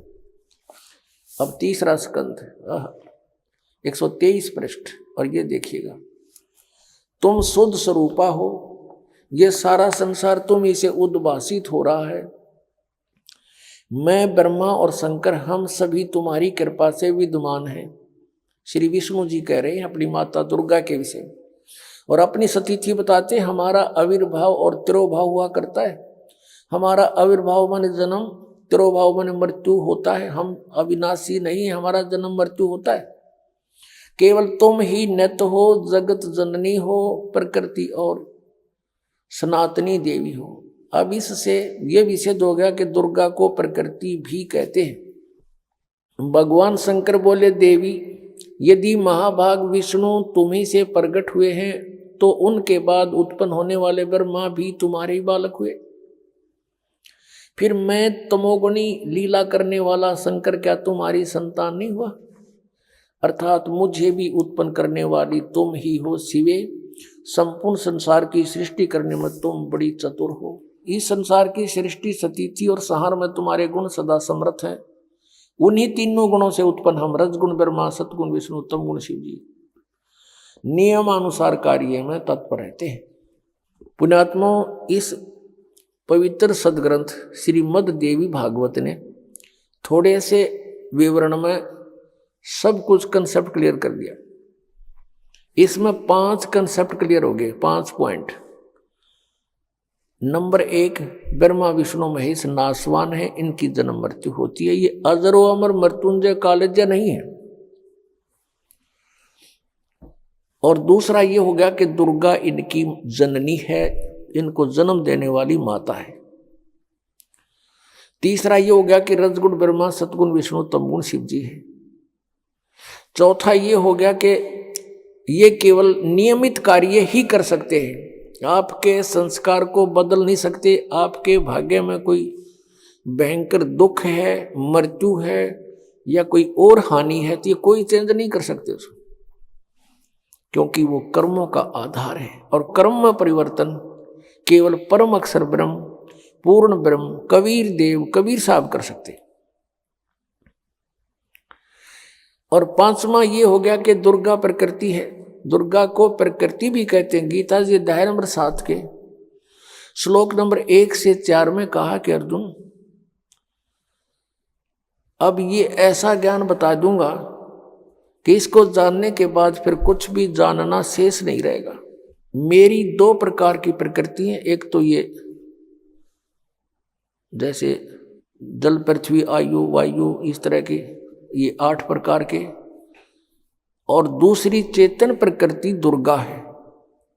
तो यहां श्रीमद् देवी भागवत में भी इसको स्पष्ट कर दिया है कि दुर्गा को प्रकृति कहते हैं। दर्शकों, जिससे स्पष्ट होता है कि श्री ब्रह्मा जी, श्री विष्णु जी तथा श्री शिव जी की माता दुर्गा प्रकृति और पिता काल ब्रह्म सदाशिव है। वहीं जब ब्रह्मकाल ने सतलोक में दुर्गा प्रकृति के साथ बद व्यवहार किया तो ब्रह्मकाल को प्रतिदिन 1 लाख मानव शरीरधारी प्राणियों के शरीर से निकलने वाली गंध को खाने और 1.25 लाख की प्रतिदिन उत्पत्ति करने का श्राप लगा, और परमात्मा ने काल के 21 ब्रह्मांडों समेत दुर्गा को सतलोक से निष्कासित कर दिया। जिसके बाद काल ब्रह्म ने दुर्गा से बलपूर्वक शादी की और 3 पुत्रों ब्रह्मा, विष्णु, महेश की उत्पत्ति की। इसके पश्चात ब्रह्म ने अपनी पत्नी दुर्गा से कहा, मैं प्रतिज्ञा करता हूँ कि भविष्य में मैं किसी को अपने वास्तविक काल रूप में दर्शन नहीं दूंगा, जिस कारण से मैं अव्यक्त माना जाऊंगा। और दुर्गा, तुम भी मेरा भेद किसी को मत देना, मैं गुप्त रहूंगा। प्रकृति देवी दुर्गा ने पूछा कि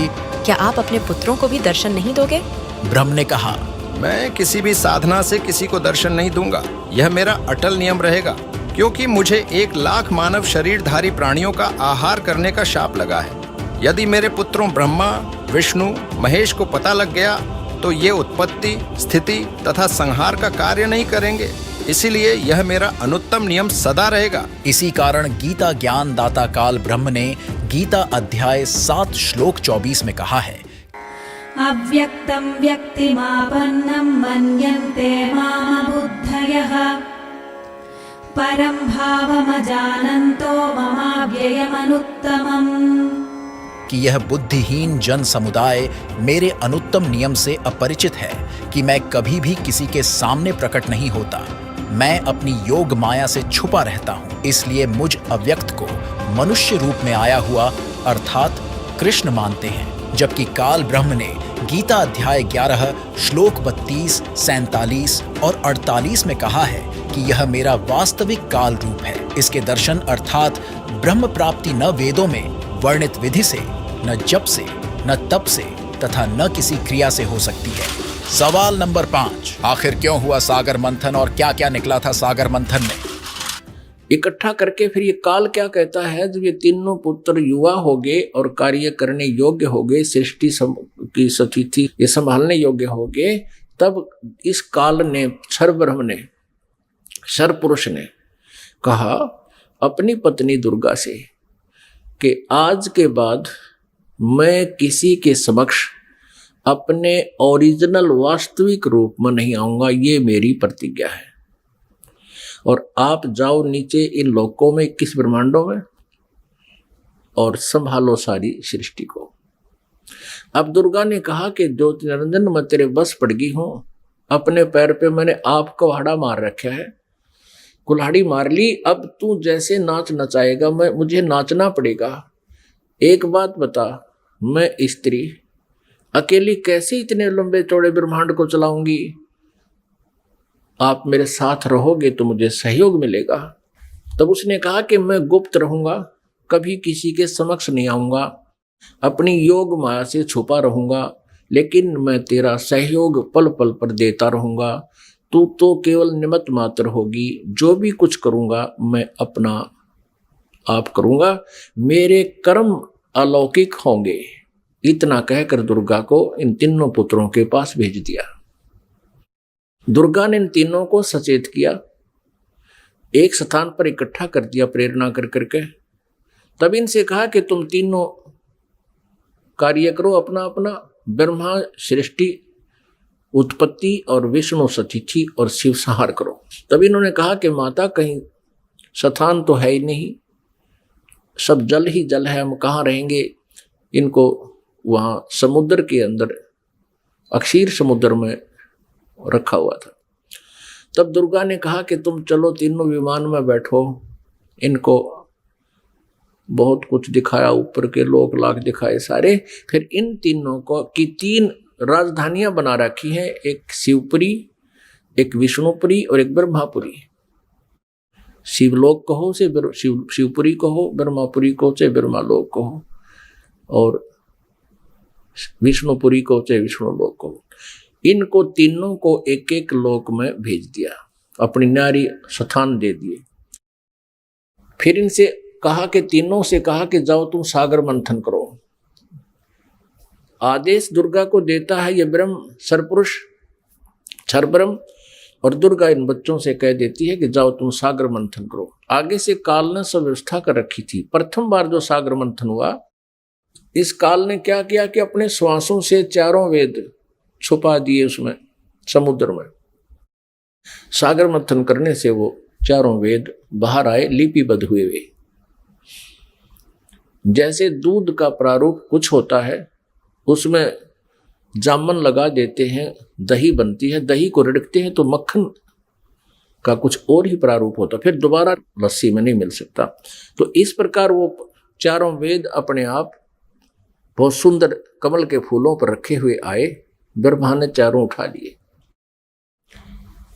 अब वो वेद लेकर आए तो दुर्गा ने आकाशवाणी काल ने बता दिया था कि ब्रह्मा को कहो ये वेद पढ़े, और मैं उसको अंदर से प्रेरणा कर करके कुछ अर्थ बताऊंगा। तो ब्रह्मा ने उससे पहले, ब्रह्मा और विष्णु और शिव वेद पढ़ने से पहले तीनों दुर्गा से पूछा करते थे कि माता हमारा पिता कौन है। दुर्गा को काल ने मना कर दिया था कि तुम मेरा भेद नहीं बताओगी। उसी समय ये कह दिया था कि तुम मेरे बारे में किसी को नहीं बताएगी, नहीं तो तेरी खैर नहीं है। अब उस काल के डर से, ज्योति निरंजन क्षर पुरुष के डर से दुर्गा ने सब भेद गुप्त रखा। अपने पुत्रों को बताया, बेटा तुम्हारा कोई पिता नहीं, मैं ही तुम्हारी माता हूं, मैं ही तुम्हारा पिता हूं, मैं ही सारी सृष्टि की रचनहार हूं। तो बच्चों ने मान लिया जैसे मां बताती है। जब ब्रह्मा जी ने वेदों को पढ़ा, उसमें देखा कि सृष्टि रचनहार तो कोई और है, वो परम अक्षर ब्रह्म है। ब्रह्मा ने पूछा, माता ये वेद कैसे मिले हमारे को? दुर्गा ने कहा, ये भगवान ने दिए हैं भाई, ये गॉड गिवन है। अच्छा, तो फिर ब्रह्मा ने कहा, माता वेदों में लिखा है कि परमात्मा साकार है, मनुष्य सदृश है, सह शरीर है, और आप कह रही हो कि तुम्हारा कोई पिता नहीं। वेदों में लिखा कि उसी ने सब कुछ, सबकी रचना की है, सबका रचनहार है, कुल का मालिक है। तो अब वेद झूठे नहीं हो सकते क्योंकि गॉड गिवन बता रही आप। अब दुर्गा फंस गई। अपना आत्मा कितनी झूठ बोल ले, सच्चाई ऊपर आए बिना रहा नहीं करती। कहते हैं चोर चुरावे तुमड़ी गाड्डे पानी में, वह गाड्डे वह ऊपर आवे, में सच्चाई छनी नहीं। फिर दुर्गा ने कहा, बेटा बात सुनो, वो निराकार है, वो किसी को दिखाई नहीं देगा, और क्यों व्यर्थ प्रयत्न करते हो, वो निराकार है। अब ब्रह्मा ने कहा, माता अब आपकी बातों पर मुझे अविश्वास हो गया। पहले तो मैं आपकी प्रत्येक बात को सिरोधार्य करता था, सत्य मानता था, लेकिन आज आपकी बात में फर्क पड़ गया। अब मैं नहीं मानूंगा आपसे, मुझे परमात्मा चाहिए, क्योंकि ये आत्मा जब से उस परमेश्वर से बिछड़ी है तभी से उसका अभाव महसूस कर रही है और उसी समय से खोज में लग गई।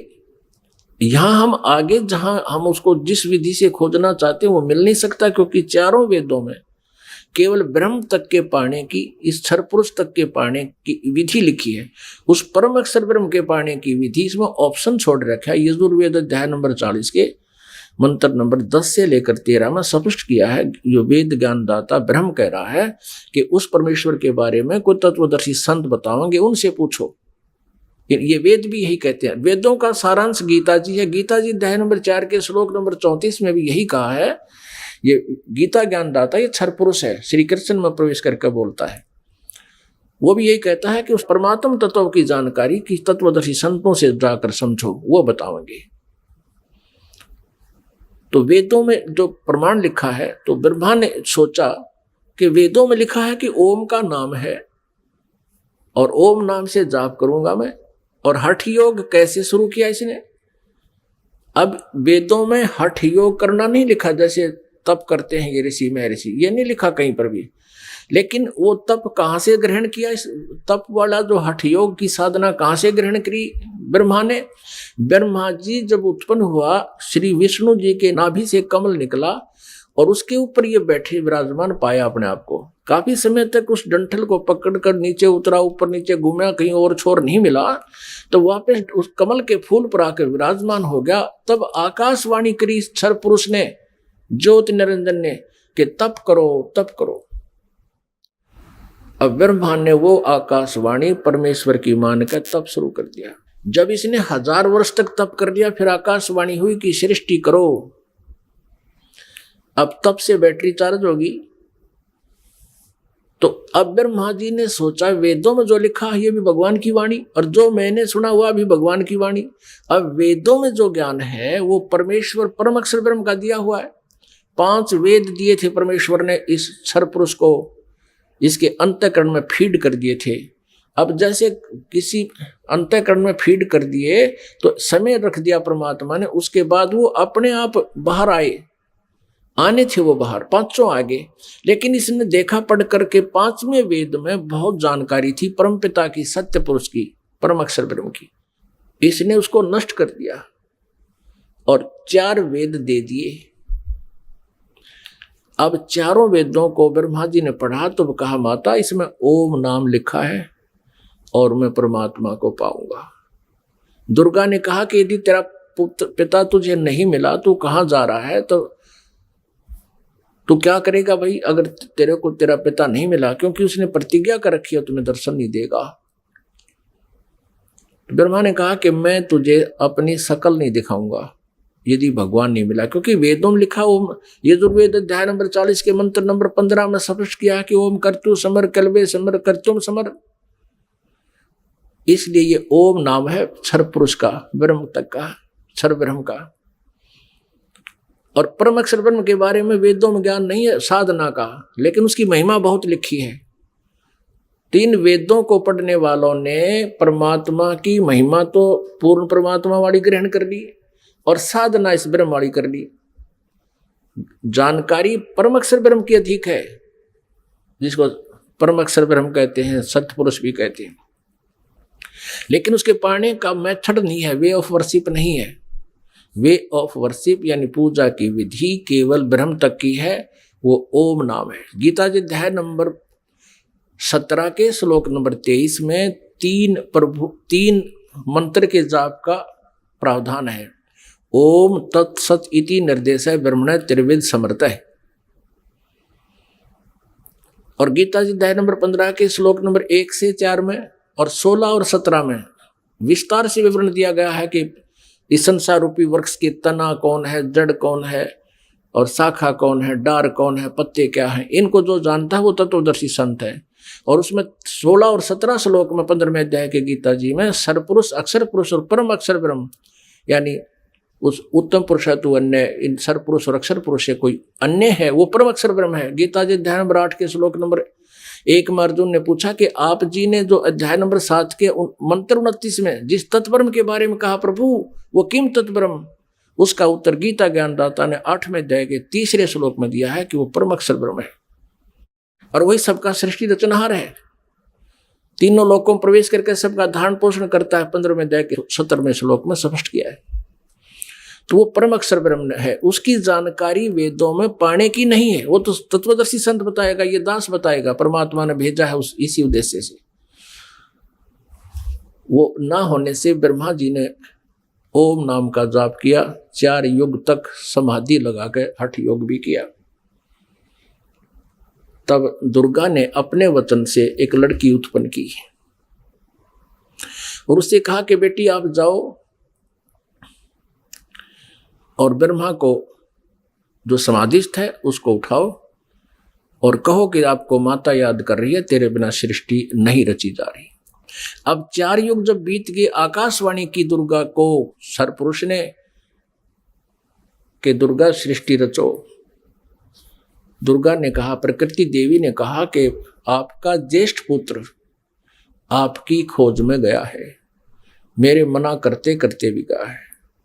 तब आकाशवाणी से कहा उस काल ने, सरपुरुष ने, कि उसको बुलाओ, मैं कभी दर्शन नहीं दूंगा। तब वो लड़की वहां भेजी। लड़की ने जाकर के देखा कि आवाज लगाई, ब्रह्मा उठा नहीं। तब दुर्गा से अपना आकाश यानी अंदर से अंतःकरण से फोन किया, टेलीफोन किया कि माता ये उठ नहीं रहा, अब क्या करूं, बहुत आवाज लगा ली। दुर्गा ने कहा कि तू इसके चरण स्पर्श कर। चरण स्पर्श करते ही ब्रह्मा की आंखें यानी समाधि टूट गई। सामने देखा युवा लड़की को। ब्रह्मा जी ने कहा कि तू कौन कुलटा आ गई है, तुझे मैं श्राप दूंगा, तू मेरा तप भंग करने को आई है। तब लड़की ने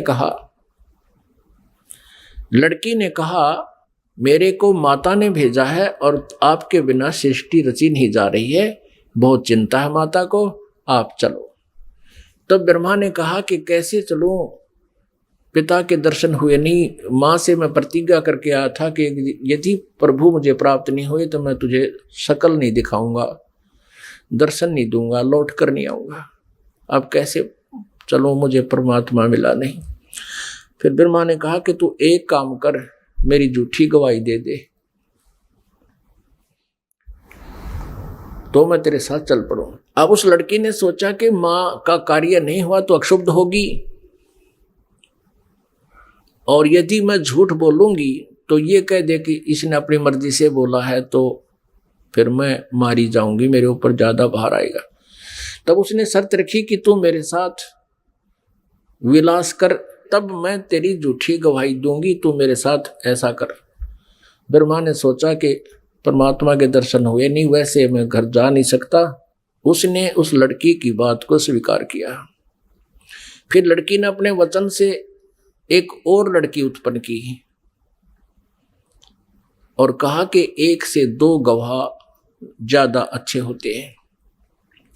उस लड़की से कहा दूसरे नंबर की से कि तू भी गवाही देना कि ब्रह्मा जी को पिता के दर्शन हो गए और हमारे सामने हो गए। उसने भी यही शर्त रखी, इसी उद्देश्य से, कहीं मैं झूठी ना सिद्ध कर दे मुझे ये और ये आप बच जावें। उस लड़की ने भी वही शर्त रखी, ब्रह्मा ने वो स्वीकार किया। अब तीनों के तीनों मां के पास आ गए, दुर्गा के पास। अब दुर्गा ने पूछा, प्रकृति देवी ने पूछा ब्रह्मा से, क्या आपको अपने पिता के दर्शन हो गए? अब सुनियोजित षड्यंत्र के तहत ब्रह्मा ने कहा, हाँ मुझे पिताजी के दर्शन हो गए। तब दुर्गा ने कहा कि भाई कैसे मानूं मैं तेरी बात को, क्योंकि दुर्गा को तो फाइनल था कि उसने कह रखा कि मैं दर्शन नहीं दूंगा, ये मेरा फाइनल आदेश है, फाइनल फैसला है, डिसीजन है। अब दुर्गा को पूरा दृढ़ विश्वास था कि ऐसा तो हो नहीं सकता। तो उसने कहा कोई गवाह बता भाई, कोई एविडेंस दे। ब्रह्मा ने कहा कि दोनों लड़कियां मेरी गवाह हैं। अब उस दोनों लड़कियों से दुर्गा ने पूछा कि बताओ तुम्हारे सामने इसको दर्शन हुए? हाँ। दोनों ने झूठी गवाही दे दी कि हमारे सामने इसको ब्रह्मा जी को भगवान ने दर्शन दिए हैं, मनुष्य दृश्य है। क्योंकि वेदों में लिखा है, यजुर्वेद अध्याय नंबर 5 के श्लोक नंबर 1 में और 5 के मंत्र नंबर 8 में। तो 8 में तो 3 बार लिखा भगवान के विषय में, और यजुर्वेद अध्याय नंबर 5 के श्लोक नंबर 1 मंत्र में 2 बार लिखा, अग्ने तनुरसी विष्णुवे तवा सोमस्य तनुरसी। परमात्मा सहशरीर है। उस परमेश्वर का सबके धारण पोषण करने के लिए उस अमर पुरुष का शरीर है। और ऋग्वेद मंडल नंबर 1 सूक्त नंबर 31 मंत्र नंबर 18 में स्पष्ट किया है कि वो नरवत अग्नि, मनुष्यवत, मनुष्य के समान है वो परमात्मा। तो ब्रह्मा को वेदों से तो पता था कि भगवान मनुष्य जैसा है, उधर से उनको समझा दिया, तुम न्यू बता दियो भगवान मनुष्य जैसा है। अब दुर्गा को सभी ने जब गवाही दे दी तो दुर्गा समंजस में पड़ गई कि मेरे को तो कह रहा था मैं दर्शन दूंगा ही नहीं, और इन बच्चों को दर्शन दे दिए। अब दुर्गा अपने मन में दुखी होकर दूर जा बैठी और कहने लगी कि आप तो बहुत झूठे हो। आकाशवाणी अपने इंटरनेट कनेक्शन कर लिया। ऐसे ही कर लेते हैं बातें, जब जिनकी भक्ति से जो सिद्धियां प्राप्त हो जाती हैं, दूसरे से दूर देश में बैठकर भी बातें की जा सकती हैं। अब दुर्गा ने कहा कि आप झूठे हो, आप झूठ भी बोलते हो, संभालो अपने काम को, आप ही करो। मुझे कुछ कहते हो, बच्चों को कुछ कहा है। तब उस आकाशवाणी की उस काल ने, ब्रह्म ने, क्षरब्रह्म ने, कि तीनों झूठ बोल रहे हैं, मैंने कोई दर्शन नहीं दिए। तब वो आई करड़ी होकर दुर्गा, जैसे जांच अधिकारी को जो पता लग जाता है कि सच्चाई क्या है, पहले तो विनम्रता से पूछता है वो थानेदार, और फिर सोटा ठा कर खड़ा हो जाता है, सच्ची बता दो, झूठ बोलते हो तुमने, उससे पता किया, मैंने उससे पता किया, वो ऐसे ऐसे कर। तब वो कहने लगा कि मुझे आकाशवाणी हुई है परमात्मा की कि तुमने को कोई दर्शन नहीं हुए हैं। तब ब्रह्मा हंसने लग गया कि माता, मैं प्रतिज्ञा करके गया था कि पिताजी के दर्शन नहीं हुए तो मैं आपको दर्शन नहीं दूंगा। पिता के दर्शन हुए नहीं थे, हम तीनों ने मिलकर झूठ बोल दिया वापस आने के लिए।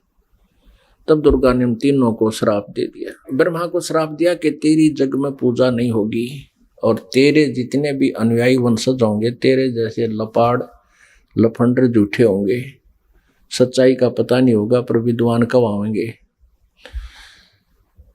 तो ब्रह्मा जी के अनुयायी कौन है? ऋषि, महर्षि, और उनको वेदों का बिल्कुल ज्ञान नहीं था, और मैं ऋषि की पदवी पा गए। अभी दिखाएंगे, घबराना ना, कोई पहली बार सुन रहा हो, पूरी डिटेल दिखाएंगे कि सतयुग के ब्राह्मण और गुरु ऋषियों को वेदों का ज्ञान कैसा था। उनको वेदों का ज्ञान ही नहीं था। अब ब्रह्मा जी को बड़ी चिंता हुई कि मेरे को श्राप दे दिया, मेरी पूजा नहीं होगी।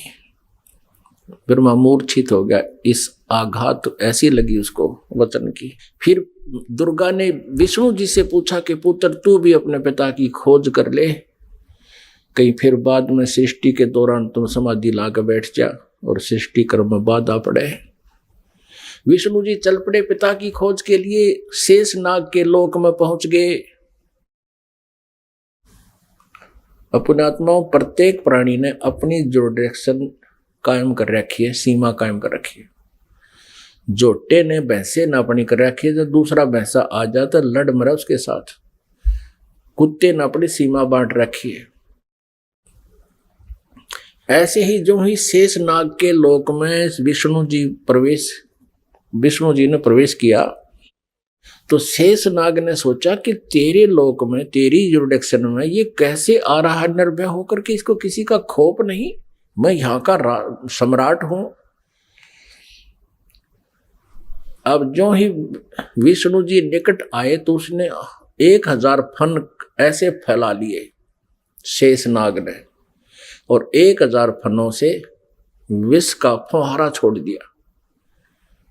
जैसे धुंध हो जाती है, ऐसे विष्णु जी के चारों तरफ उस विष के फुहारे का की धुंध होगी और श्री विष्णु जी के शरीर पर, पूरे शरीर पर ऐसा पेंट हो गया काला, उस विष से काला शरीर हो गया।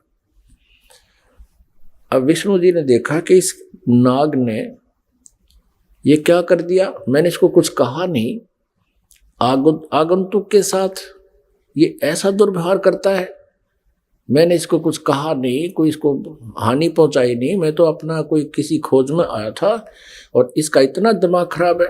अब विष्णु जी ने सोचा कि इसको खत्म कर देता हूं, इस नाग कीड़े को। जो ही शेष नाग को मारने के लिए आगे को चले विष्णु जी, आकाशवाणी की उस ब्रह्म ने, क्षर पुरुष ने, इनके पिता ने, कि विष्णु तुम ऐसे एक दूसरे को मारते रहोगे तो सृष्टि कैसे चलेगी, तुम वापस जाओ और कहीं पर, मैं कभी किसी के सामने नहीं आऊंगा, मैं दर्शन नहीं दूंगा किसी को, मेरी उपलब्धि कोई नहीं कर सकता, और जाके अपनी माता को सच सच बता दे कि मुझे दर्शन नहीं हुए। यदि तू झूठ बोलेगा तो तेरा भी हरास ब्रह्मा जैसा होगा। और इस शेष नाग ने जो तेरे साथ अभद्र व्यवहार किया है, इसका ऑयल, इसका टिट फॉर टैट, यानी इसका बदला तू द्वापर युग में श्री कृष्ण रूप में जाएगा, तब तू इसका बदला लेना, और अब इसको कुछ मत कहे।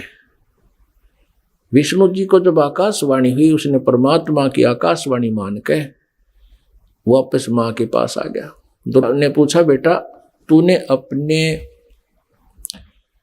पिता के दर्शन हुए? विष्णु जी ने कहा कि नहीं माता, मुझे कोई दर्शन नहीं हुए। और माता ने पूछा, फिर तेरा हाल ऐसा कैसा हो गया कि ऐसे ऐसे शेष नाग के लोक में चला गया? उसने मेरे साथ ऐसा किया और आकाशवाणी में कहा है कि इसको अब मत मार, द्वापर युग में जब तू श्री कृष्ण रूप में जाएगा तब तुझे इसका बदला दिलाऊंगा। अब दुर्गा ने विष्णु जी को सीने से लगा लिया कि बेटा तेरे को सतिथि का विभाग दिया जाएगा और तेरी पूजा जगमग होगी और तू बहुत सच्चा व्यक्ति है। अब तीसरे शिव जी के पास दुर्गा गई, अपने पुत्र के पास, और कहा, बेटा तेरे दो भाइयों को तो पिता के दर्शन हुए नहीं, उन्होंने खूब ट्राई कर ली, अब आप भी खोज कर लो अपने पिता की, कहीं फिर बाद में सृष्टि कर्म शुरू हो जाए, उसके बाद तुम जाओ कितना संन्यास धारण करो, अभी जाके खोज कर ले। भगवान शिवजी ने, शंकर ने समझदारी की, कहा माता जब मेरे दो बड़े भाइयों को पिता के दर्शन नहीं हुए, ब्रह्मा जी ने तो 4 युग समाधि भी लगाई और विष्णु जी ने वैसे घूम घाम कर ढूंढना चाहा, तो मैं तो ट्राई ये नहीं करता माता, पर मुझे एक वरदान दे दो। दुर्गा से शिवजी ने कहा, तमोगुण शिव ने कहा कि मुझे एक वर दे दो माता कि मेरी मृत्यु कभी ना हो, मैं अमर हो जाऊं। अब दुर्गा ने कहा कि बेटा, श्री देवी ने कहा कि पुत्र यहां ऐसा नहीं हो सकता, जिसका जन्म है उसकी मृत्यु होगी ही होगी, ये मेरे बस से बाहर की बात है, लेकिन मैं तुझे एक विधि बताती हूं जिससे तेरी आयु सबसे अधिक हो जाएगी। तो भगवान शिव ने कहा कि माता वही कृपा कर दो। तो दुर्गा ने कहा कि बेटा इस आयु के बढ़ाने का एक विधि है, तरीका है कि प्राणायाम करके श्वास को सूक्ष्म कर ले, एक स्थान पर बैठा रहे और सूक्ष्म श्वास कम से कम लेने से आयु बढ़ जाती है, क्योंकि आयु श्वासों पर आधारित है। तो भगवान शंकर ने यही सिरोधार्य किया, जैसे आप किया गया। आप देखते हो ज्यादातर भगवान शिव जी समाधिस्थ रहते हैं, इनकी आयु भी सबसे लंबी है। 7 ब्रह्मा की मृत्यु के उपरांत एक विष्णु जी की मृत्यु होगी, 7 विष्णु जी की मृत्यु के उपरांत एक शिव जी की मृत्यु होगी, तमोगुण शिव की। इसकी इतनी लंबी आयु है। और एक ब्रह्मा जी की आयु कितनी है? ब्रह्मा जी का एक दिन, रजगुण ब्रह्मा जी का एक दिन 1000 चतुर्युग का होता है। और इतनी ही रात्रि, एक चतुर्युग में कितने वर्ष हैं हमारे मनुष्यों के? 43,20,000 वर्ष एक चतुर्युग में। ऐसे ऐसे 1000 चतुर्युग का ब्रह्मा जी का दिन और इतनी ही रात्रि, 30 दिन रात का महीना, 12 महीने का 1 वर्ष और 100 वर्ष की ब्रह्मा जी की आयु। इससे सतगुण विष्णु जी की और विष्णु जी से 7 गुना तम गुण शिव जी की, इतनी लंबी आयु होगी। फिर इन तीनों पुत्रों का दुर्गा ने विवाह करना चाहा। आकाशवाणी की उस काल ब्रह्म ने, सरपुरुष ने दुर्गा जी से कि दुर्गा तो इन तीनों बच्चों को पुनः सागर मंथर पर भेज दे और वहां इनका विवाह करने के लिए तू ही 3 रूप बना करके 3 लड़कियों के रूप से निकलना। अब श्री देवी ने 3 रूप बनाए गुप्त और समुद्र में छुपा दिए। उधर से तीनों पुत्रों से कहा कि जाओ बेटा तुम सागर मंथन करो। उधर से ये काल सब व्यवस्था कर देता है। इन्होंने जाकर के सागर मंथन दूसरी बार किया तो 3 लड़कियां बाहर आई। अब माता ने कहा था बेटा जो पहले निकले उसकी पहचान कर लेना, अलग अलग, दूसरी बार जो निकले उसकी पहचान तीसरे के। तो तीनों ने आगे पीछे कर लिया, उनको मां के पास ले आए। दुर्गा ने पूछा पहले कौन सी निकली थी कि ये वाली, उसका नाम सावित्री रख दिया और ब्रह्मा से कहा कि ये तेरी पत्नी रूप में होगी। दूसरी को कहा तेरा नाम लक्ष्मी होगा और विष्णु जी से उसका विवाह कर दिया। और तीसरी से कहा कि तेरा नाम उमा होगा और उसका विवाह शिव जी से कर दिया। अब यहां से इस एक ब्रह्मांड में काल सृष्टि प्रारंभ हुई। इस क्षर पुरुष का परिवार प्रारंभ हुआ। इससे सुर और असुर उत्पन्न हुए। और पुण्यात्मा, जो पुराणों में हम सागर मंथन सुनते हैं कि 14 रत्न निकले, भगवान शिव ने विष को ग्रहण किया, वो तो बहुत बाद की बातें हैं। तो पहले ये इस प्रकार सागर मंथन हुए थे। वो इन वेदों में, इन पुराणों में नहीं है, वो सूक्ष्म वेद में है, 5वें वेद में। पुण्यात्माओं, अब ये है वो सृष्टि रचना जो 5वें वेद में है, सूक्ष्म वेद में। अब 5वें वेद का हमें पता नहीं था। आदि शंकराचार्य जी ने अपने द्वारा रची पुस्तक में उस सूक्ष्म वेद का, 5वें वेद का वर्णन किया है और उन्होंने अपने द्वारा रची उस पुस्तक में उसको मेंशन किया है। समय आने पर दिखाएंगे। दर्शकों, यह पूरा वीडियो देखने के बाद आपको सृष्टि रचना की वास्तविक जानकारी का पता लग ही गया होगा, जो कि वर्तमान समय में केवल जगत गुरु तत्वदर्शी संत रामपाल जी महाराज द्वारा ही प्रमाण सहित बताई जाती है। अतः आप सभी से निवेदन है कि तत्वदर्शी संत रामपाल जी महाराज के सत्य आध्यात्मिक ज्ञान को जानने के लिए प्रतिदिन संत रामपाल जी महाराज YouTube चैनल पर सत्संग देखिए और पूर्ण परमात्मा परम अक्षर ब्रह्म कबीरदेव यानी कबीर साहिब की सतभक्ति कर अपना आत्म कल्याण करवाएं। आइए अब हम उन श्रद्धालुओं के अनुभव जानते हैं जो जगत गुरु तत्वदर्शी संत रामपाल जी महाराज जी से दीक्षा प्राप्त कर चुके हैं तथा उनके द्वारा बताए गए भक्ति मार्ग पर चल रहे हैं। नमस्कार जी। नमस्कार सर। क्या नाम है जी आपका? मेरा नाम महिमा पंत है। महिमा जी, आप कहाँ से हैं? जी हम खटीमा नौगवा ठग्गू से हैं।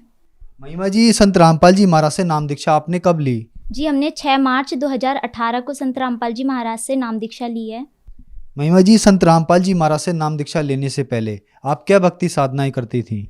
जी संत रामपाल जी महाराज से नाम दीक्षा लेने से पहले हम यही चलती आ रही साधना करते थे, जैसे शिव की पूजा करते थे, उनको अपना भाई बनाया हुआ था, उनको राखी बांधते थे हम शिव जी को, और उनकी पूरी जितनी भी फैमिली उनको हमने खुद की फैमिली बनाई हुई थी। तो फिर आप संत रामपाल जी महाराज की शरण में कैसे आई? जी हमारे यहाँ संत रामपाल जी महाराज के शिष्य पुस्तक सेवा करने आए थे, तो उन्होंने अब पुस्तक दी थी मेरी मम्मी को जीने की राह, और उन्हीं ने ही मम्मी को बताया कि ये हमारे गुरुजी हैं, ये ऐसे नाम दीक्षा देते हैं और ऐसा ज्ञान बताते हैं। तो उसी के माध्यम से मम्मी और हमने पहले नाम दीक्षा ली संत रामपाल जी महाराज से। संत रामपाल जी महाराज से नाम दीक्षा लेने के बाद आपको कोई लाभ भी मिले? जी हमें संत रामपाल जी महाराज से नाम दीक्षा लेने के बाद अनेकों लाभ मिले, शारीरिक, आर्थिक, प्रत्यक्ष अप्रत्यक्ष बहुत लाभ मिले। जैसे कि हमें भूत बाधा थी और बहुत अनेकों बीमारियां थी। मैं ठीक होती थी तो मेरी मम्मी बीमार हो जाती थी, मम्मी ठीक होती थी तो दीदी बीमार हो जाती थी। हमारा लगातार बीमारी चलते रहती थी। तो अब हम बहुत अच्छे हैं और हमारी सारी बीमारियां ख़त्म हो गई है संत रामपाल जी महाराज से नाम दीक्षा लेने के बाद। मेरे पापा बहुत सालों से ड्रिंक करते थे और ड्रिंक करने की वजह से मेरे पापा की डेथ भी हो गई। और मेरे जो घर वाले थे वो मेरी मम्मी को बहुत मारते थे और उन्होंने मेरी मम्मी को घर से निकाल दिया था। फिर हमारे मामा हमें अपने घर में ले आए थे। फिर हमारे पास कुछ भी नहीं था उस समय, सिर्फ हमें कपड़े पहन के, जो हमने कपड़े पहने थे वही कपड़े पहन के हम अपने मामा के घर में आ गए थे। फिर कुछ सालों बाद मेरे मामा की भी डेथ हो गई और मेरी मम्मी को अल्सर की बीमारी हो गई और हम सब बीमार रहने लग गए। हमारे घर में इतनी लड़ाइयाँ होती थी, हमारे पास कुछ भी नहीं था। जब मेरी मम्मी हमारे मामा के घर में आई थी, मेरी मम्मी के पास ₹1 बैंक बैलेंस भी नहीं था, क्योंकि मेरे पापा जो थे वो ड्रिंक करते थे, इसीलिए उन्होंने कुछ भी नहीं जोड़ा था। हमारे पास ₹1, हमारे खाते में ₹1 भी नहीं थे।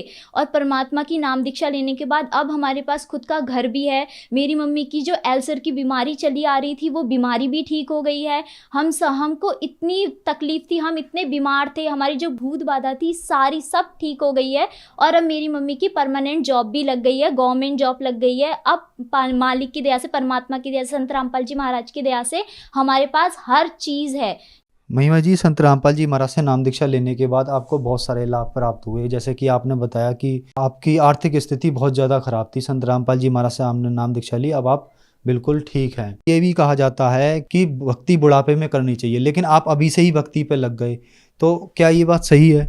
जी, भक्ति करने की कोई उम्र नहीं होती है। हमारा कोई भरोसा नहीं है कि हम कब ख़त्म हो जाए। जैसे मेरे मामा थे, वो इतनी भक्ति करते थे, मेरे मामा को सपने में श्री कृष्ण और राधा दिखाई देते थे। तो मेरे मामा की इतनी छोटी उम्र में क्यों डेथ हो गई, वो भी इतनी बुरी तरीके से। मेरे मामा की खाई में गिरने की वजह से डेथ हो गई। मेरे मामा पहाड़ जा रहे थे, वो भी अपने देवता को पूजने के लिए जा रहे थे, तो मेरे मामा की डेथ क्यों हो गई? अगर भक्ति करने की बुढ़ापे में उम्र होती है तो उनकी इतनी जल्दी क्यों डेथ हो गई? मेरे पापा की इतनी क्यों जल्दी डेथ हो गई? वो तो अभी बुजुर्ग नहीं थे, वो सिर्फ 30-35 साल के थे, तभी उनकी डेथ हो गई। तो ऐसा कोई नहीं है कि हमें सिर्फ बुढ़ापे में ही भक्ति करनी है। हमारे जीवन का कोई भरोसा नहीं है कि अभी हमारी डेथ हो जाए, हम मर जाएंगे तो बुढ़ापा तो आएगा ही नहीं। भक्ति करने की कोई उम्र नहीं है। जब हमें सत ज्ञान प्राप्त होता है, सत भक्ति मिलती है, हमें तभी भक्ति स्टार्ट कर देनी चाहिए। जैसे कि आप देवभूमि उत्तराखंड से हैं और संत रामपाल जी महाराज की बताई हुई भक्ति के अनुसार आप उनसे नाम दीक्षित हैं, तो संत रामपाल जी ऐसी कौन सी भक्ति बताते हैं? क्या वो अपनी बनाई हुई भक्ति बताते हैं कि जो इतनी देवी देवताओं को छोड़ के आप लोग संत रामपाल जी महाराज से नाम दीक्षा लेते हो, ठीक हो जाते हो, आपके लाभ होते हैं? जी नहीं, उनकी खुद की कोई भी भक्ति बनाई हुई नहीं है। वो गीता वेद पुराणों से प्रमाणित ही ज्ञान बताते हैं।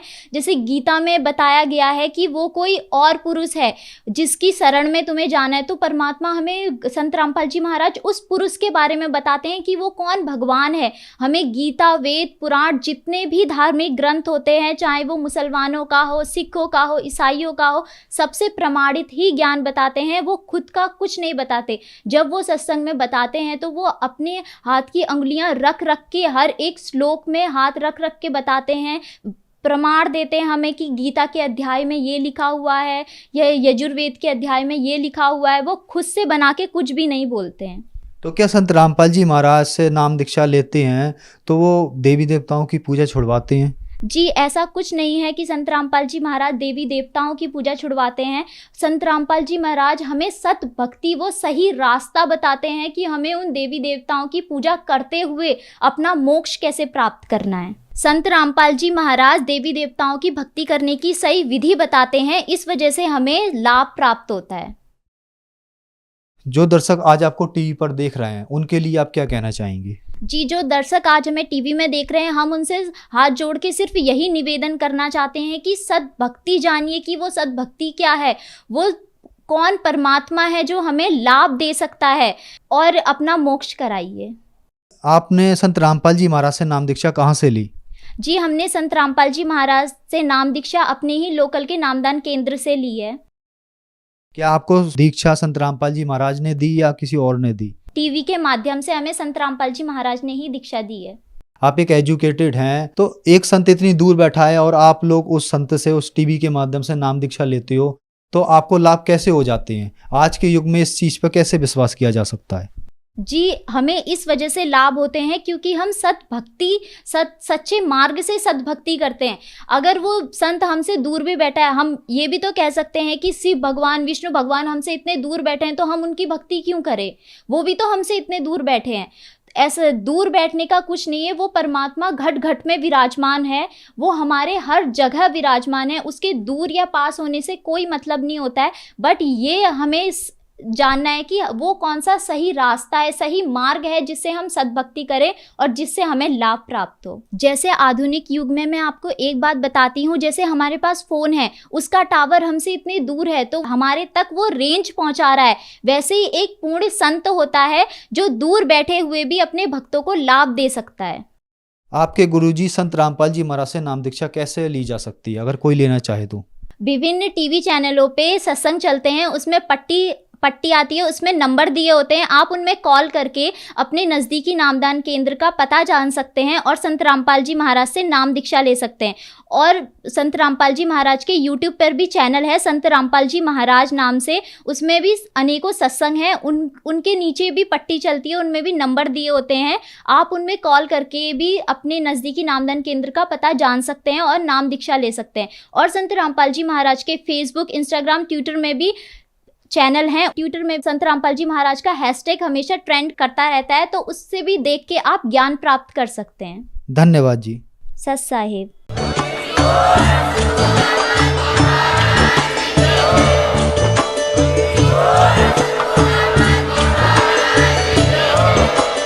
आप सुन रहे थे जगत गुरु तत्वदर्शी संत रामपाल जी महाराज जी के मंगल प्रवचन। अधिक जानकारी के लिए विजिट कीजिए हमारी वेबसाइट www.jagatgururampalji.org। संत रामपाल जी महाराज जी के शुभ आशीर्वाद से पूरे विश्व भर में 500 से भी ज्यादा नाम दीक्षा केंद्र हैं, जिन पर संत रामपाल जी महाराज जी द्वारा ऑनलाइन निशुल्क नाम दीक्षा दी जा रही है। अपने नजदीकी नाम दीक्षा केंद्र का पता करने के लिए संपर्क करें 8222880541।